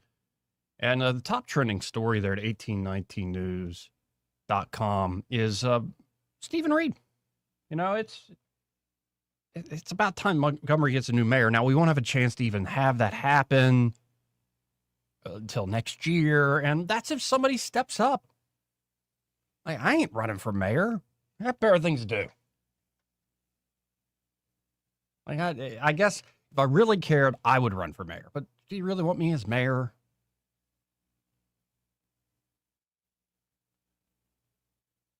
Like, I don't think I have the temperament. I'm too melancholic. And too skeptical. I'm not really a leader of men in the way that great leaders are. Now, I don't know if the current mayor is really a leader of men either, but I know I'm not the guy to replace him. So if we're going to get a new mayor, we're going to need somebody that actually can lead. Men, and yes, women, lead the culture, so to speak. But Stephen Reed popped up in the news, and he said, upon the news that the Birmingham Stallions are departing from Birmingham, so they'll just be the Stallions somewhere. Mayor Reed is using the Birmingham Stallions' recent departure from Birmingham to push for his plan to borrow $375 million for a sports complex and other city projects. But, by the way, the sports complex would not be the lion's share of the $375 million. Of course, that $200 million's projected for the convention center, but there aren't very detailed plans on exactly what it's going to be. So perhaps add more money to that number on what it will actually cost.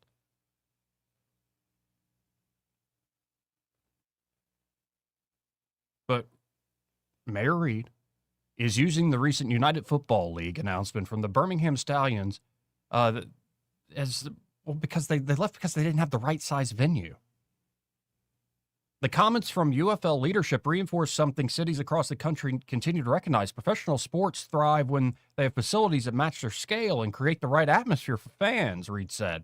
As UFL co-owner Mike Rapoli noted, the league's decision was driven by the need for a right-sized venue, and he expressed a desire to return if one becomes available. Montgomery has long believed there is an opportunity to develop the right-sized stadium that can serve multiple purposes, from football and soccer to community events and entertainment, while supporting economic growth, tourism, and quality of life throughout the capital city. I mean, as an idea, it's not a bad idea. But you want to do that and a convention center and a bunch of other stuff. And was this the initial reason for wanting a new amphitheater and sports complex, or is this just grab what's ever out there? And we'll figure it out later. Of course, the city of Birmingham, Jefferson County, and the Birmingham Convention and Visitors Bureau spent millions of dollars to bring the Stallions to Birmingham in 2022. And despite the investment, UFL leadership claimed that even when 16,000 fans appeared in the stands, the energy, passion, and game atmosphere was not felt due to the size of the venue. Mayor Reed said, "We look forward to engaging with league officials and other partners to explore whether Montgomery can play a role in the future of professional spring football in Alabama. Our doors open, and we stand ready to work with the league, community partners, and stakeholders to help keep the Stallions in Alabama while creating a lasting asset that benefits Montgomery and the entire region for generations to come." So take out a huge debt for kind of a hope and a prayer, and this isn't even the main part of it. So you want to just do this? Maybe.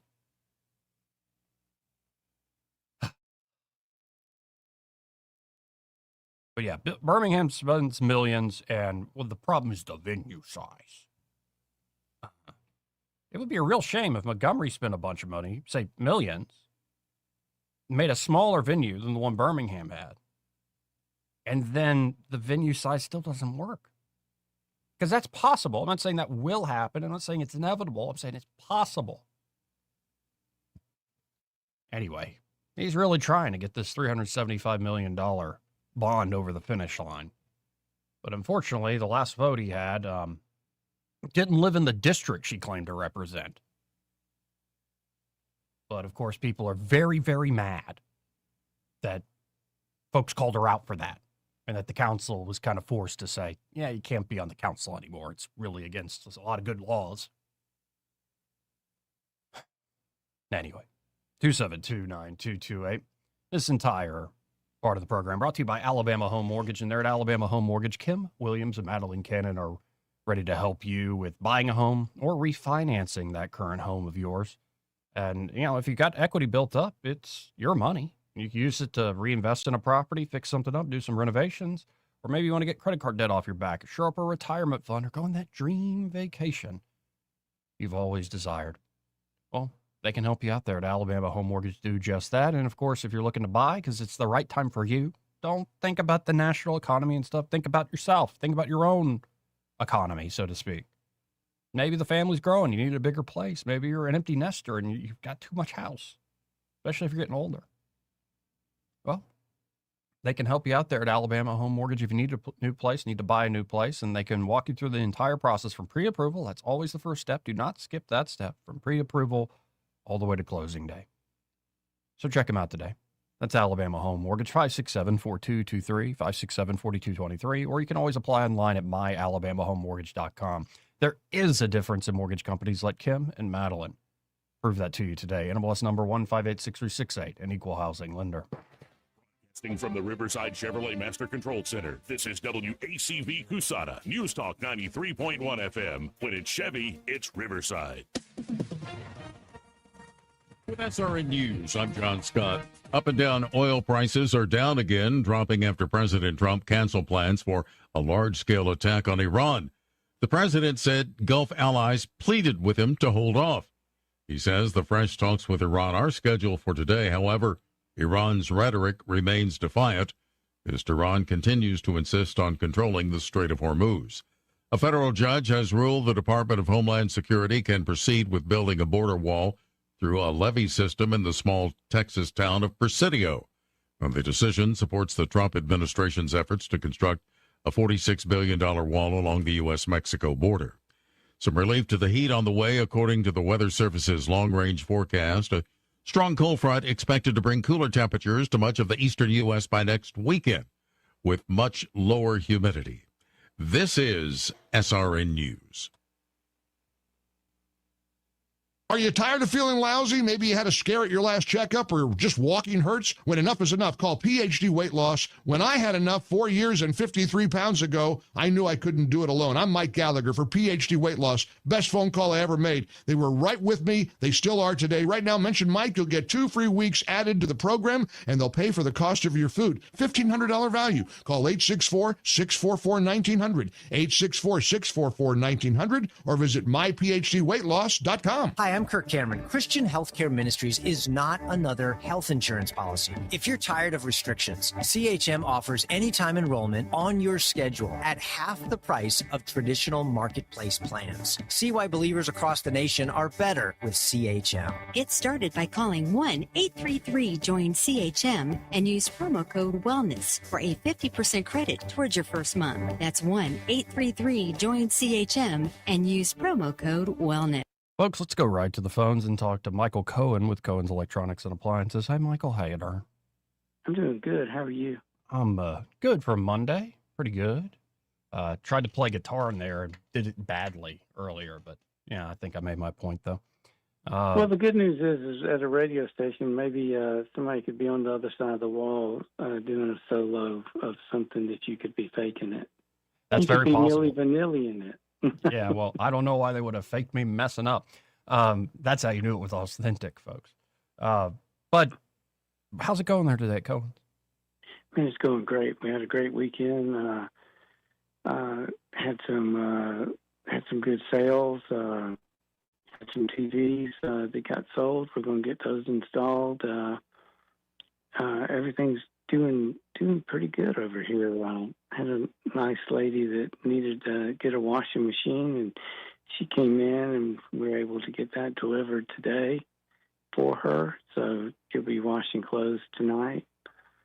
So it's been a good Monday. It hasn't been the stereotypical Monday. That's very good to hear. And so, folks, Yes. if you're looking for great TVs, great sound system options, grilling options, and yeah, as you just heard, the appliance side, if you need a new washer and dryer, it sucks not having one at home when you're used to it, especially. They got all that there and more at Cohen's. And folks can still go online to thinkcohens.com, but, it's better for them to actually go by the showroom to see stuff, right? It's always better to come see it and touch it, and then you actually get to ask more questions, and we get to ask you questions, and we get to help you make the right choice. Because, there's a ton of washing machines, and, at a glance, they all look the same. Right. But yet they're very different. And so that, if you want to stop by, folks, and you should, 2515 Eastern Boulevard here in Montgomery, open 9 to 6 Monday through Friday, 9 to 4 on Saturdays. And find Michael and be like, hey, I heard you on that radio show with that young whippersnapper, Joey Clark. That's right. Y'all come see us. Let us help you make the right choice, and have a great day. Appreciate you, Michael. Talk again soon. Take care. Let's go to a break. We'll come back with Simpler Days and TS after this. The Rich Thomas Weather Network, brought to you by Montgomery Paint and Body. From little fender benders to total body repair, MPB will fix it good as new, maybe better. For 4 decades, the Turner family has been getting you back on the road. Call 279-7325. Rich Thomas Weather. Well, hi, everybody. Pretty standard forecast for the early part of the month of August. Today, a good bit of sunshine with a high temperature in the lower 90s. Yes, there will be some random scattered showers and storms here and there, mostly in the afternoon and evening hours today and tomorrow, but really only a few towns will be affected. Many towns will stay dry. Low temperatures tonight and tomorrow night with mostly clear skies in the lower 70s. Not much day-to-day change this week, but I think temperatures will be edging back to the mid-90s by the middle of the week. From the Blue Water Weather Center, this is Rich Thomas. 1819 News. Democrat gubernatorial candidate Doug Jones was on MS Now over the weekend. Jones took a swipe at his opponent in the governor's race, U.S. Senator Tommy Tuberville, accusing Tuberville of using dog whistle politics in his campaign. The energy that we're seeing is really remarkable, and I think people are seeing all of the just horrific things he says about Muslims, about black Alabamians, about others, the dog whistle politics he's used. We've known that kind of racial division politics for a long, long time in Alabama, and I think people are tired of it. Jones did not mention any specific occasions where Tuberville has offered horrific statements against blacks or Muslims. However, Tuberville has gone on the Senate floor to advocate for legislation that bans Sharia law from being implemented here in the U.S. He's also encouraged Muslims who do not want to adhere to the U.S. Constitution to not live in the U.S. but return to their country of origin and its Islamic tenets. Tuberville has also referred to the teaching of Islam and Sharia law as a death cult. I'll be back with more Alabama stories after this. Mark your calendar for November 6th. The Albert Patterson Gala returns to the Barber Motorsports Museum featuring United States Senator Tommy Tuberville. We've sold out 2 years running and tables are already filling for 2026. If you believe in a thriving Alabama built on truth, courage, and accountability, this is your night. Don't miss your chance. Visit 1819news.com/gala. That's 1819news.com/gala to get your table today. In Bay Minette, a fire destroyed a family-owned restaurant along Highway 31. Everyone inside was able to escape the Streets Seafood restaurant. The fire started in the kitchen, and the whole facility was deemed a total loss. I'm Andrea Tice. For more news affecting Alabamians, go to 1819news.com. And while you're there, subscribe to the daily newsletter. This hour of News and Views is brought to you by our good friends at Cole Plumbing, 279-8919. Cole Plumbing is number one in the number two business. You don't have to dig a hole. They have proprietary pipelining technology. Ask them about their tankless water heaters. Remember, when you have trouble with your bowl, call on Cole. Finding great candidates to hire can be like, well, trying to find a needle in a haystack. Sure, you can post your job to some job board, but then all you can do is hope the right person comes along, which is why you should try ZipRecruiter for free at ZipRecruiter.com/radio. ZipRecruiter doesn't depend on candidates finding you. It finds them for you. Its powerful technology identifies people with the right experience and actively invites them to apply to your job. You get qualified candidates fast. So while other companies might deliver a lot of hay, ZipRecruiter finds you what you're looking for. The needle in the haystack. See why 4 out of 5 employers who post a job on ZipRecruiter get a quality candidate within the first day. ZipRecruiter, the smartest way to hire. And right now, you can try ZipRecruiter for free. That's right, free at ZipRecruiter.com/radio. That's ZipRecruiter.com/radio. ZipRecruiter.com/radio. ZipRecruiter. Hi, I'm Carl Schmidt, naturopath and owner of the Herb Shop Wellness Center at 8161 Vaughan Road. You know, with over 30 years experience in natural wellness, I've seen countless health fads come and go. A few years ago, we added a patented technology that actually activates your stem cells. It reverses the aging process at the cellular level. However, you do need proper hydration and targeted nutrition. At the Herb Shop, our advanced scanning and testing technology allows us to accurately assess your nutritional needs and get a customized plan for you. Come in today and see what the Herb Shop can do for you. The views and opinions of the following program are solely those of the host and other contributors. These do not necessarily represent those of Liberty Acquisitions 825, Blue Water Broadcasting, its management, staff, or any advertisers.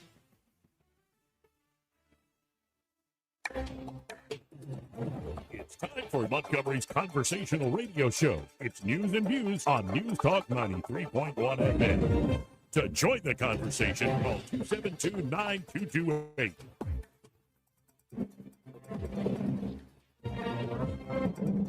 You're listening to Joey Clark. Joey Clark. Joey Clark. Joey Clark. You're listening to Joey Clark.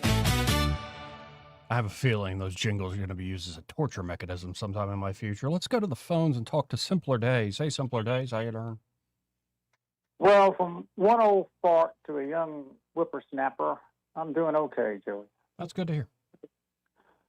You were talking about our illustrious mayor wanting to venture off into some type of professional sports arena. The Chicago Bears, who've been in Chicago, the downtown area of Chicago, the metro area, have been there since 1920s. They're leaving. They're not only leaving the city, they're leaving the state of Illinois and going over to a more pleasant area. These blue cities just don't understand that. And it's like high school football. And Joey, you've been here. You're old enough to remember. Yeah. When high school football, Crampton Bowl used to have a full house. Oh yeah. It did. And I can remember the day. I'm a lot older than you are, and I can remember the day that when they'd sell tickets out in the summer, and the Jeff Davis and the Lee Lanier rivalries. You know, the place would be. Well, you go down there now, it's a ghost town on high school football games. So I just don't understand his mindset, because if you build it in these blue cities, they probably are not going to come. I agree with you, and I think it's to distract from not wanting to do the fundamentals, because the fundamentals are tough. Well, the fundamentals are also boring to Yes. politicians. You know, they don't like to keep the garbage trucks rolling.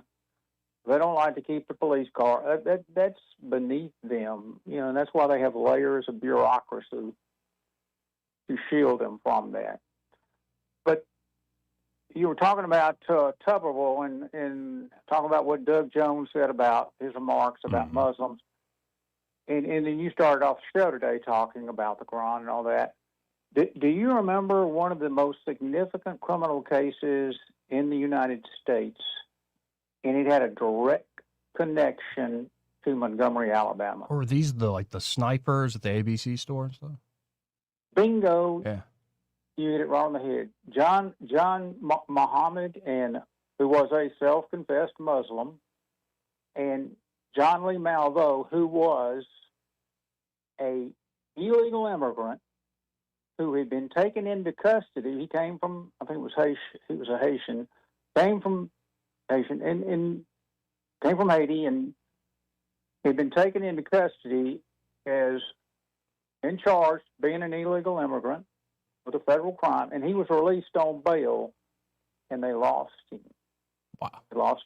Nobody kept up with him, and he hooked up with Mohammed, the self-confessed Muslim, and they went about killing multiple people across the United States, including, in the way the case was actually, they identified the suspect in the case was that they dropped the magazine over there on Zelda Road. They dropped the magazine, and they were able to get a print off the magazine. They got a hit through the national database on him because he'd been in the Army.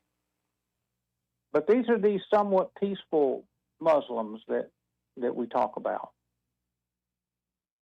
Oh yeah, and it's also, I'm happy to entertain that, not every Christian's like a member of the Westboro Baptist Church, like, saying awful things to gay people at a funeral or something, or calling people worse names that I can't use here. So like there are obviously like weird little things within every group of people, but when you start seeing public opinion polls and like what people believe in en masse, and you see how, say law and order is upheld in Islamic nations, I think there's an incompatibility there with the West. Not to mention all the terrorism and stuff over the last 20, 30 years. Did you happen to see the off-duty police officer and his girlfriend that were run over and killed in Connecticut? No, I did not catch that one. Yeah, it was an illegal, somewhat immigrant who was intoxicated. She ran over him and killed him. They wanted his motorcycle off. He was off duty. But it's a shame. I mean, it just goes on and on. If you can't say a word about, and you can't speak out and say, well, these people need to be monitored. There's a reason that we have border security. There's a reason that the Navy's in the Constitution to protect our borders. But if you speak out, you're a racist or you're, this or that. But I mean, how many? These two people that were killed by ICE agents. It's terrible. It's the end of the world. But these people that just want to live their lives and go about their business, their lives don't matter, evidently. Mm-hmm. Because, like you said, you hadn't heard about it yet. And if it would have been a protester shot, killed by an ICE, you would have heard about it all weekend. Yes. 24 hours a day. Have a good day, Joey. Appreciate the simpler days. Let's go to TS. Hey, TS. I had her. Hey, Honey Bunny. Did you call me Honey Bunny? In here. I called you Honey Bunny. Honey Bunny. That permissible? Yeah. No, I was just making sure because I like it. Honey Bunny's nice. Thank you. Okay. That's not why I called. Simpler days. Thank you for reminding me. I'd forgotten all about those weirdos that did all the stuff in Montgomery and everywhere else. Thanks. Number one, I'm so glad, Joey, you explained these signs that say vote for Doug, because I've almost been running off the road to figure out what's going on in fine print underneath vote for Doug. I was like, man, Doug from Nickelodeon's running for office now? All right, Tuberville's in trouble. Yeah, vote for him. Tuberville's in trouble. Well, okay. I mean, I just didn't know until you informed me today. Okay. And then number two, if the mayor wants to fill a stadium up for the Stallions, they can fill up Crampton Bowl. Crampton Bowl has been refurbished and remodeled 3 or 4 times. I will go down there if they're there. I don't know why we have to need bigger and better and, let's just waste some more money in Montgomery. I'm not being ugly. No, I think he's just trying to find all sorts of. This is not very detailed in terms of the presentation. It's a lot of hopes and dreams and aspirations, and so this is the latest thing to be like. See, we could do this. It's like, okay, yeah, maybe, man. We could, but we could fill up Crampton Bowl for the Stallions. I'd go. Well, we got to get that just right. It's too small, so we can't get as big as Birmingham, but we can't be as small as Crampton Bowl. We got to have that one that's just right, and we guarantee the just right amount of people will show up weekend after weekend. Okay. Mm-hmm. Okay. It's kind of like all of his other creations and ambitions. I love you more, Honey Bunny. That's all. Thank you. Love you. Let's go to line 1. You're on there. Who's this? Hey, Hey, Randall. Hey, and they got the Garrett Coliseum. Is that not a good size? I mean, the city owns it now, so they put a little money in it, and it'd be perfect for a couple of different things. Yeah, whatever happened to arena football? They still have it. Yeah. Yeah, that'd be a nice place for that season. But I want to go back to last hour when you was talking about about Muslims and stuff. Mm-hmm. I can't remember exactly about the Abraham Accords, but can you remind me of how the Christians and the Muslims and the one more, the Jews, one more, yeah, they all have one family house or had it, and they all claim they come from the tradition of Abraham, the God of Abraham. Now, I think the Jews would very much disagree with the Christians that Jesus is the perfect fulfillment, and so the children of Abraham are those that believe in Christ. They would probably disagree with that Christ wasn't the Messiah, and then the Muslims will say Jesus didn't actually die on the cross, it wasn't really God, and all this other stuff, and they contradict a lot of the Old Testament prophets themselves, so they all trace back to sort of this origin of Abraham. But they have a very different story to tell in terms of salvation history. But Yeah, because there is that commonality, at least at the very beginnings, the genesis, if you will, it does allow for reasonable people, and reasonable people exist everywhere, to actually say, you know what, maybe we shouldn't kill each other. We could, like, you know, trade and stuff. and on the Abraham Accord, you know, Jared Kushner was on a lot about getting them countries together.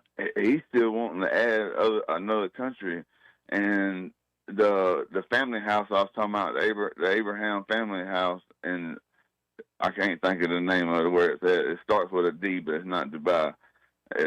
They closed it down, and it was open just, you know, a couple of years ago when we was talking about this, or 3 years ago.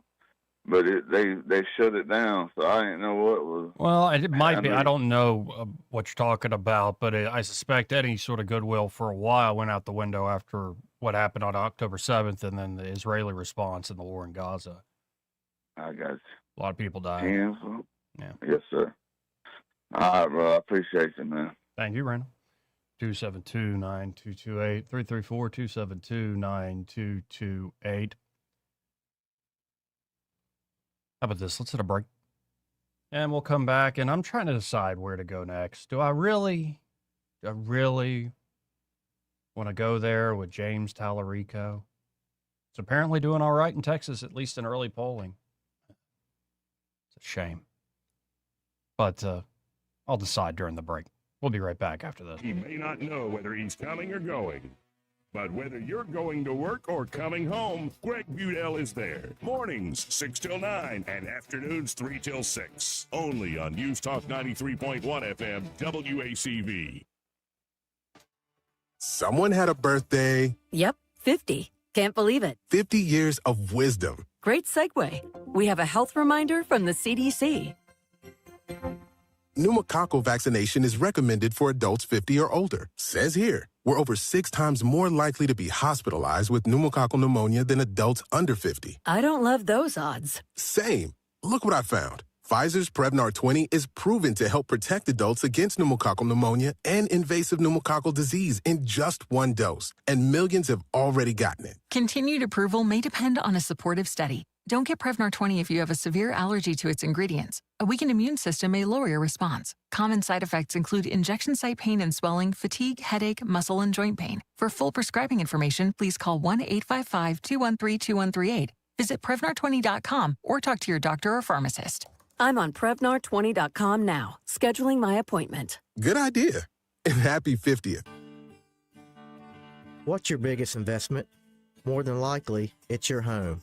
So treat it that way when you hire a painting contractor. At PBS Painting, there are no gimmicks, no $99 specials.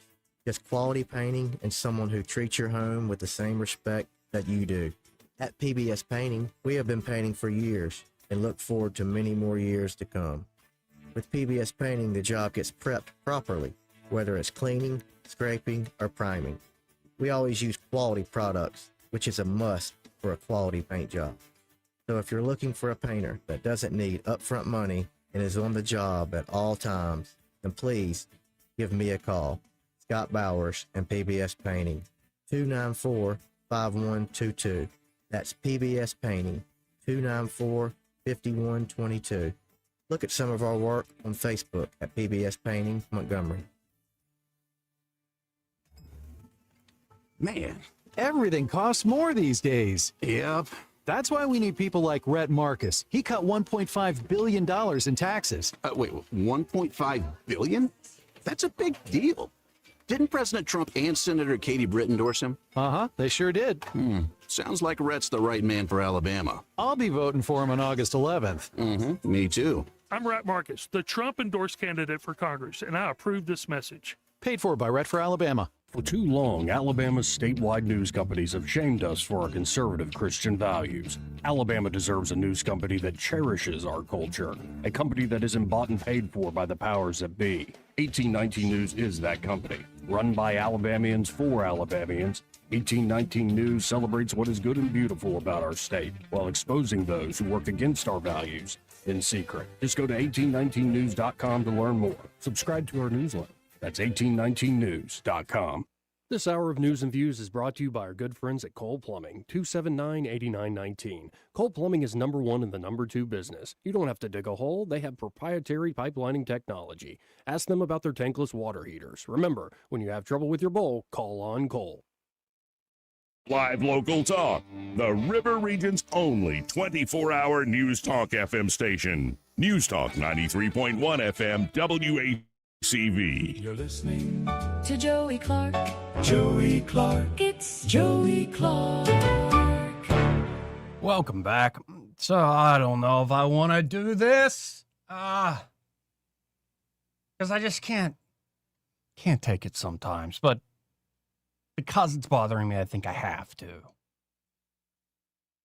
James Tallarico, he's running for Senate in Texas. Right now, some polls show him doing all right against Ken Paxton. I hope those polls are wrong. Not just for political reasons, but for the type of politics Tallarico is selling. And this is what's so fascinating. You will get certain folks on, especially more they call themselves moderates or they're outright on the left, especially your corporate press types, your elite academics, and these sorts of things, where they're really, really worried about Christian nationalism. Like you in your car, sir, you in that pickup truck over there. Are you a Christian nationalist? Well, I'm a Christian.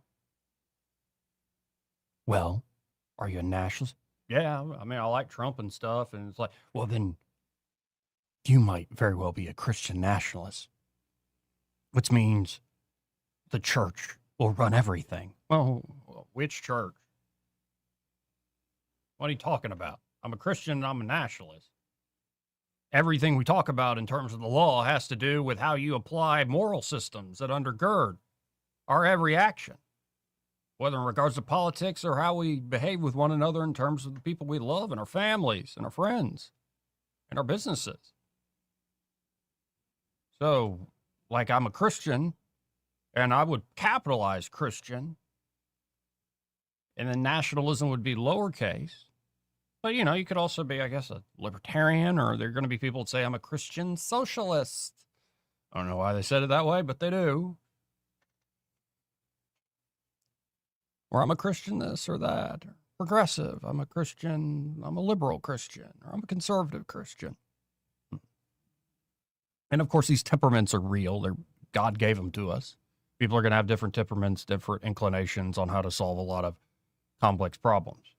But essentially, they're trying to say that you're a bunch of theo-fascists and everybody should be scared of you because if we give you Christians that actually believe, you know, Jesus is God, true God and true man, if we actually give you all power, you might say that's what's true and you might govern believing that's actually true. And that might mean, like, well, we saw Roe v. Wade overturned, and that's such an unchristian thing, stopping the murder of children in the womb. Is it? Well, but it isn't Christian necessarily, but like the moral rights and dignity that the Christian tradition, in particular the church, affirms. You shouldn't, like, if you're, like, say, a Catholic, you shouldn't get an abortion, but I'm not going to legislate morality. So you've heard all this stuff. And there are folks, of course, in, you know, the Christian right and the moral majority, and we've had different movements in this country. And it used to be everybody was so Christian that you didn't need to explicitly even say it. Everybody just assumed it. The favorite books of the first 20 presidents were usually Shakespeare and the Bible. Like it was the waters we swam in, Christian waters, and we still swim in, though we try to deny it all the time. You see the latest America's Got Talent? When's the last time you read Leviticus, Bobby? Stop watching the person who taught the cats to jump through hoops and maybe pick up the good book, sir. I like watching cats jump through hoops. Well, maybe you can do that after you study the Bible a little bit, Bobby. Anyway, what's fun is there's different responses from the left of the so-called Christian nationalist thing. And I think there are some explanations of Christian nationalism that make a lot of sense that really do have to do with the founding generation, but also the larger civilization. that we exist in. It doesn't mean theocracy. You might get somebody as hardcore as, say, like a Doug Wilson, but you listen to Doug Wilson, he's, it's not fire and brimstone. He just really believes what he believes and he'll say it. So his ideal would be like a Protestant, like Reformed Baptist, Protestant, Calvinist, people that are in government would have those beliefs and our laws would reflect those beliefs. And, in the public square, you might not be able to do that Eucharistic procession, you Catholics, that Marian procession, that might not be allowed. And I'd be like, I'm get the monstrance out now. We're pushing back against you, Doug. But you actually listen to folks, you realize, most of this is people realizing that the founding and the roots of our civilization itself are Christian. That should be affirmed. And we should start to rebuild a lot of the institutions based on that, call from the Lord himself. And that includes healthcare. That very much includes healthcare. And now, if you could always say, compared to what? You could always speak in relative terms. How's our treating of the sick in our society? Well, compared to what? The perfect? Like everybody always gets the chance to be healed. No cost is spared. The world is full of costs and trade-offs. Everybody gets to see the doctor, but then they get on a big wait list. Everybody gets to try that new experimental treatment that doesn't work. Like, what are you talking about? When we talk about healthcare, that's so many different things. Sometimes healthcare is literally a family member sitting with another elderly family member and helping them take care of themselves. Sometimes it's advanced surgery that was just invented in the last decade. Sometimes it is a brand new experimental drug. Or sometimes it's just basic medicine. Like you need to do this basic thing, this basic thing, this basic thing to help your metabolism because you're fat and you're getting diabetes and you're going to have heart problems. And actually, that's the number one problem with our society. We have too much food and it's way too easy to relax.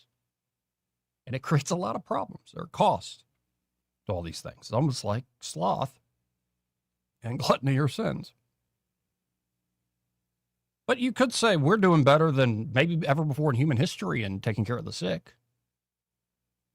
But you could say we could do better. Like there's always room to do better. And in fact, when you look at how expensive healthcare is and the way the system currently works, I think it's worth considering how we change things. Certainly. And looking at it clear-eyed, not just ideologically, looking at it like we don't have a market system. We just don't, even though you do have private insurance. And we don't have a full single-payer system, though Medicare makes up most of the payments into your medical institutions. Like Medicare is paying for a lot of it, so is Medicaid. So the government's got a pretty heavy hand in medicine as well at this point. So I essentially admit we've got this weird hybrid system. And right now, what are the problems of the hybrid system? And I would say, one, at least from my more market-oriented point of view, is we have too much control on the supply side. Way too much control on the supply side. That drives up cost, that limits access. And there's this emphasis on the big surgery centers, which are amazing, like at UAB, and not enough emphasis on the folks that, were trained in the military to help somebody out and get them fixed up real quick for the cheap.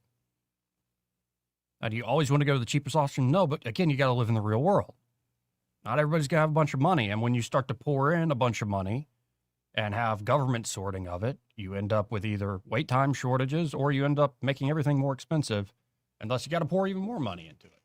It's kind of the system we have. Why has healthcare outpaced inflation? Healthcare and inflation, it's almost like the two areas where the government spends a lot of money to make it accessible. It continues to up the price of it year after year after year. So we got to spend more, and thus the endless cycle. But back to the basic point is healthcare is one of those institutions. Medicine, caring for the sick, is one of the main calls and examples of Jesus Christ himself. So when you think about the left's response to the very Christian folks out there, like Christian nationalism, are you a Christian nationalist, sir? No, I'm just trying to watch America's Got Talent. They're watching the cats are jumping through hoops. But the left also has another response,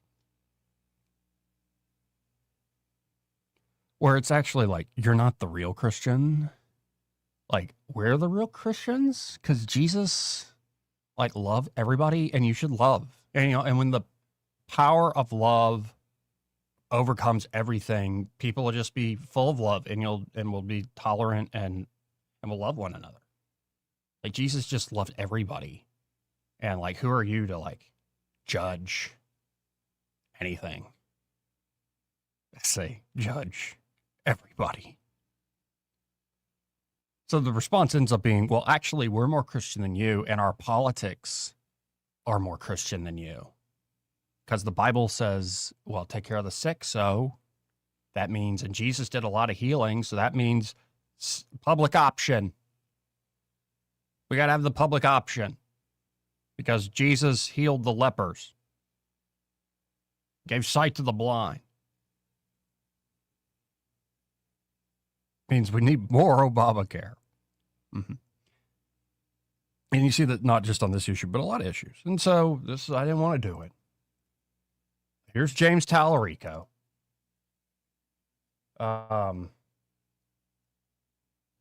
And Tallarico says the Bible demands government-run health insurance. And so, like, take it away, James. Apparently you studied theology or something. I think it's heretical theology. And it seems like you took, like, the skin of Christianity and you're wearing it, like Hannibal Lecter. But maybe that's uncharitable of me. Let's hear the man out. We can finish the work of President Obama and pass a public option so that every single American has access to the health care they deserve. Because health care is a human right.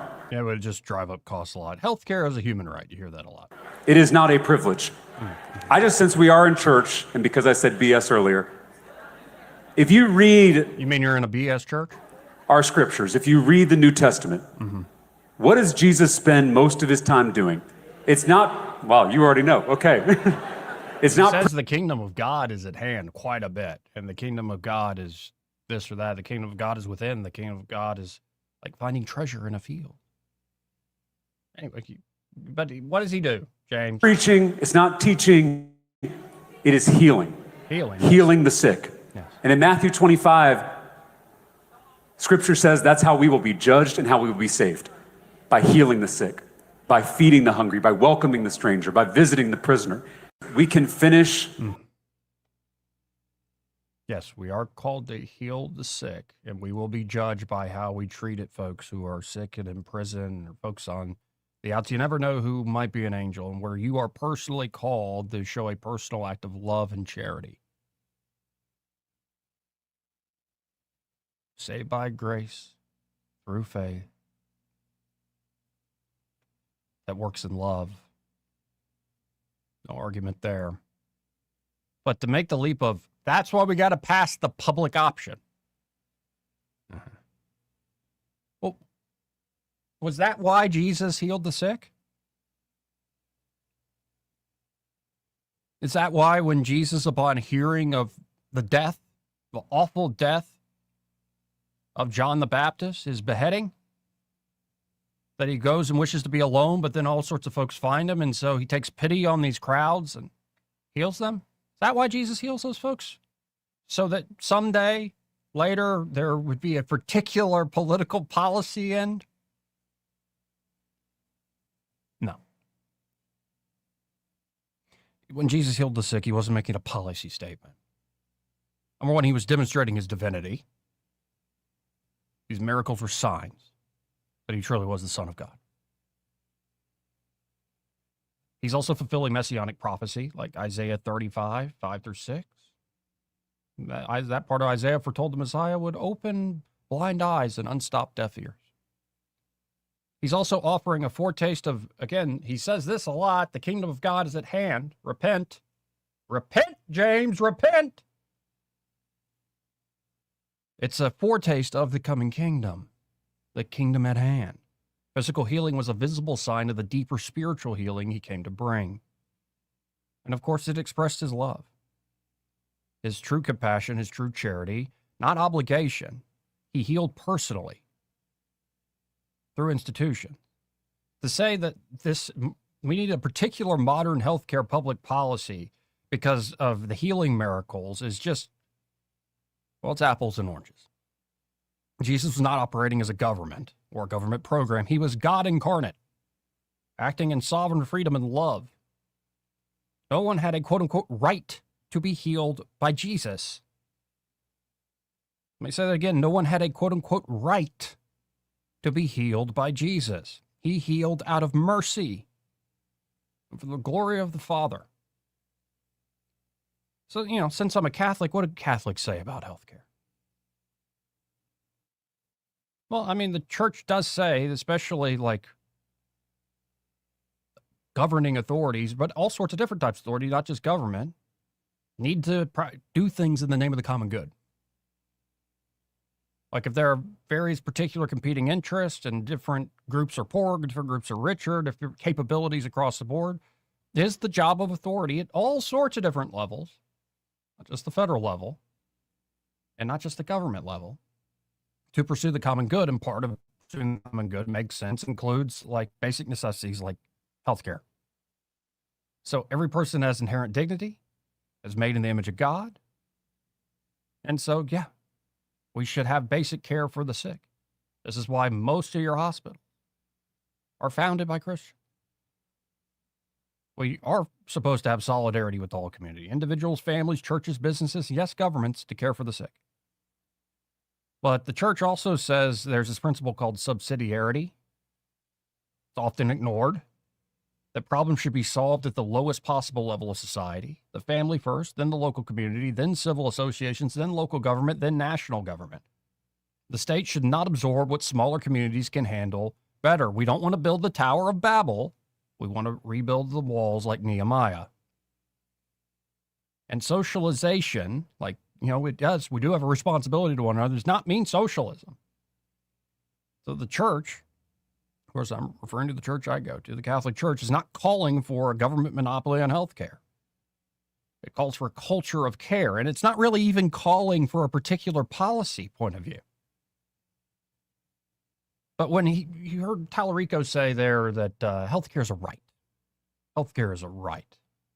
Well, let's be precise.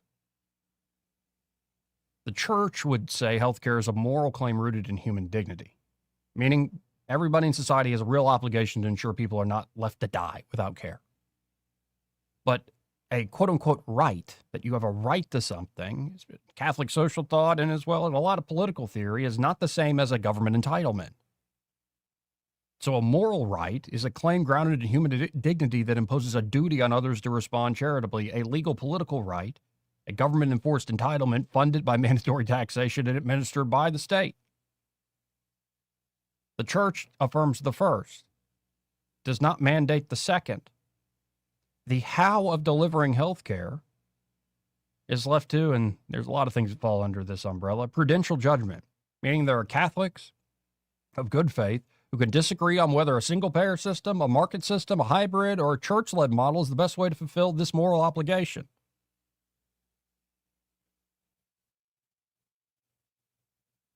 Point is, it seems a little silly to say because Jesus gave sight to the blind and hearing to the deaf and cured those who had long been crippled and raised Lazarus from the dead, that means we need to have a public option. That's silly. That, in fact, avoids all of what our moral duty demands, which is prudential judgment. It's not a very discerning argument. But there's also, especially, since I am Catholic, the Catholic Church is pretty crystal clear on certain things when it comes to healthcare. And this is where James Tallarico really loses me. Because Jesus healed people, sir, because even those that had enough faith to go and touch the tassels on his cloak were also healed. Does that mean you can take my taxpayer dollars and have it fund somebody killing a child in a womb?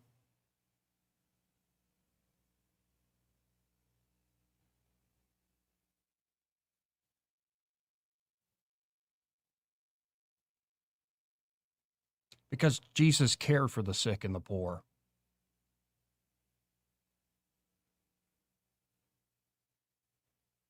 because he said pick up your mat and walk, does that mean you can take money through taxation and have it fund programs that essentially mutilate people's bodies in the name of, say, gender-affirming care?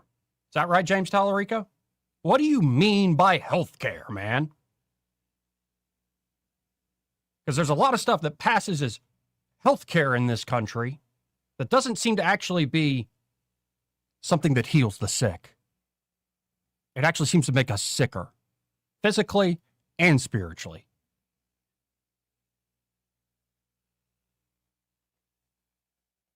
The church affirms no healthcare system may fund or provide abortion, sterilization, or euthanasia.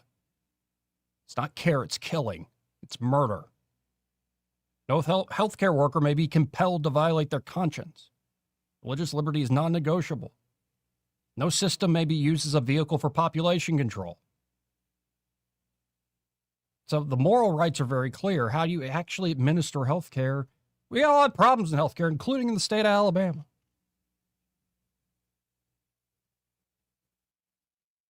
But the bottom line is Jesus, healing the sick, reveals the heart of God towards our suffering. His infinite compassion, his overabundant, superabundant compassion, personal love, and the restoration of dignity. If, of course, we repent. It does not say you've got to have more government bureaucracy, or less even for that matter.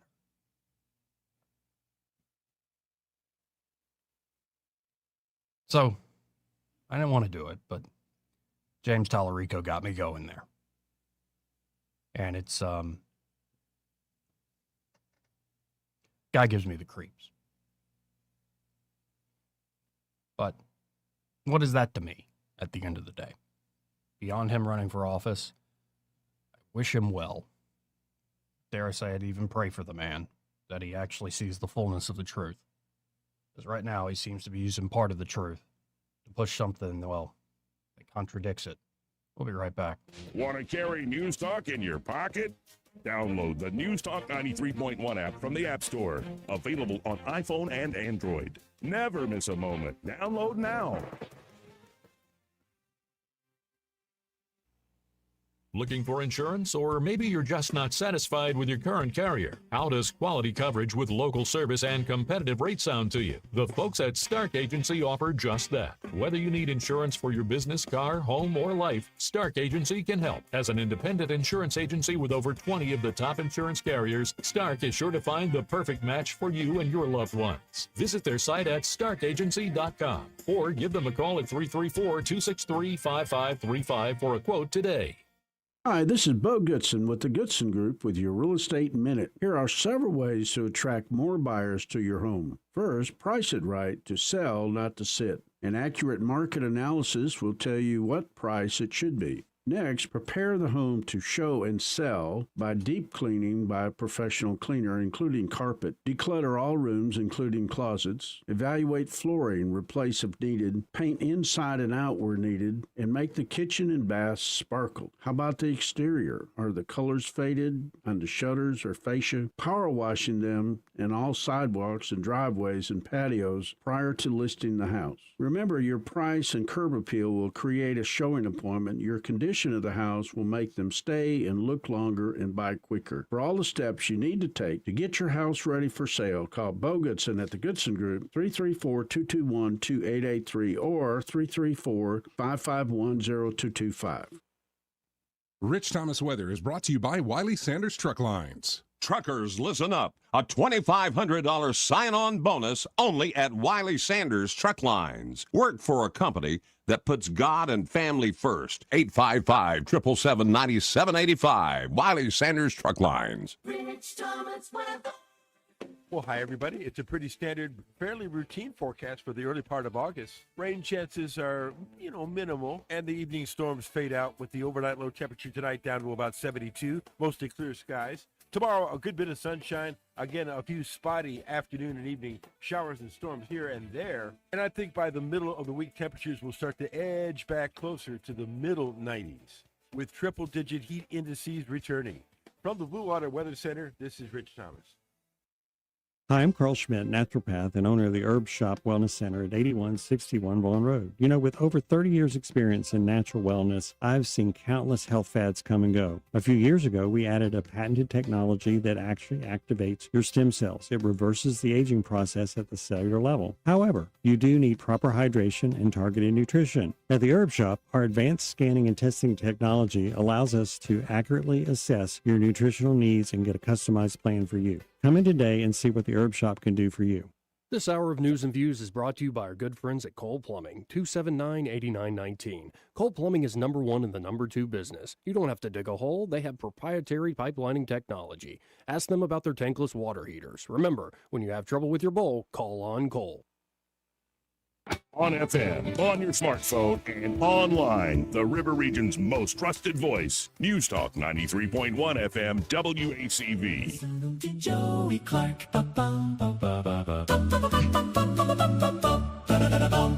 Welcome back. Ray Bowles is indisposed at the moment. He's tied up with something.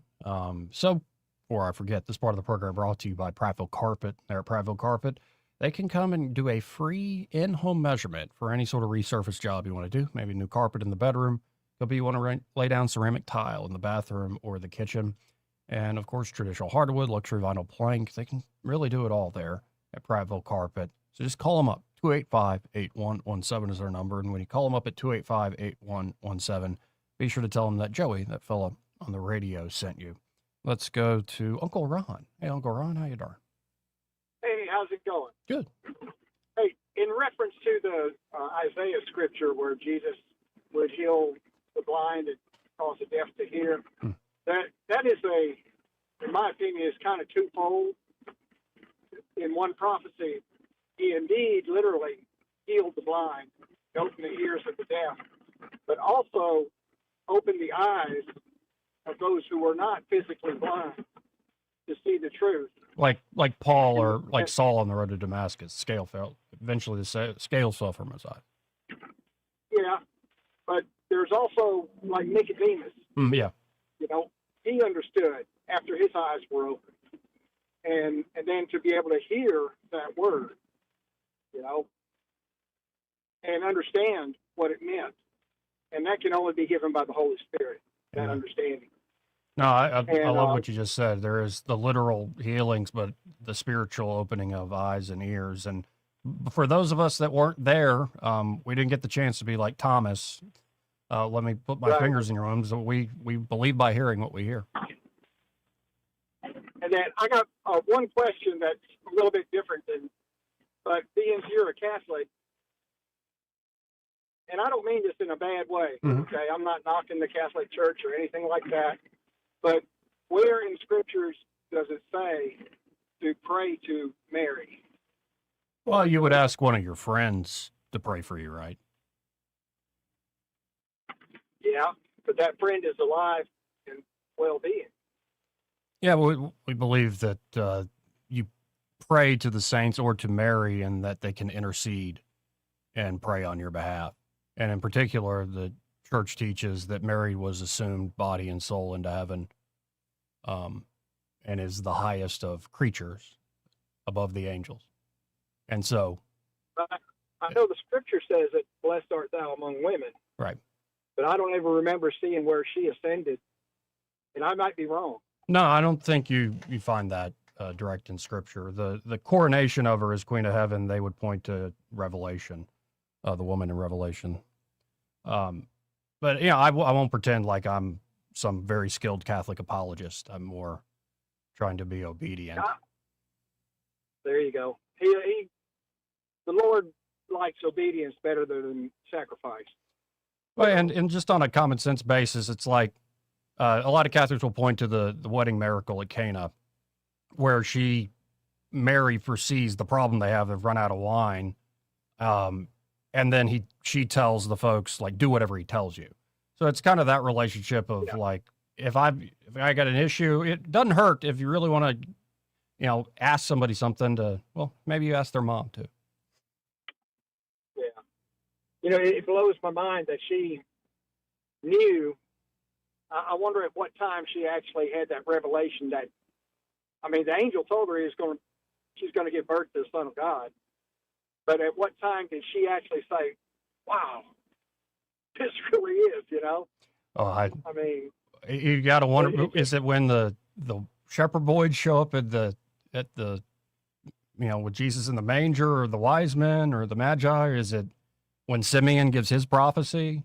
Right. Like, you do have to wonder, like, when did it fully hit her? I don't know, without getting too personal here, because it's more experiential. It's not like an argument. I credit, let's say, Mary as leading me back to Jesus in a lot of ways. And I think it somewhat has to do with losing my own mom, earthly mother. And when I look back on the little things, I don't have time to explain every little detail, but let's just say there were dreams and certain things that happened that were definitely a mother that was leading me back to Christ. And so I can't deny that. And it's been very powerful for me personally. That's cool, because you have a notable change, Joey.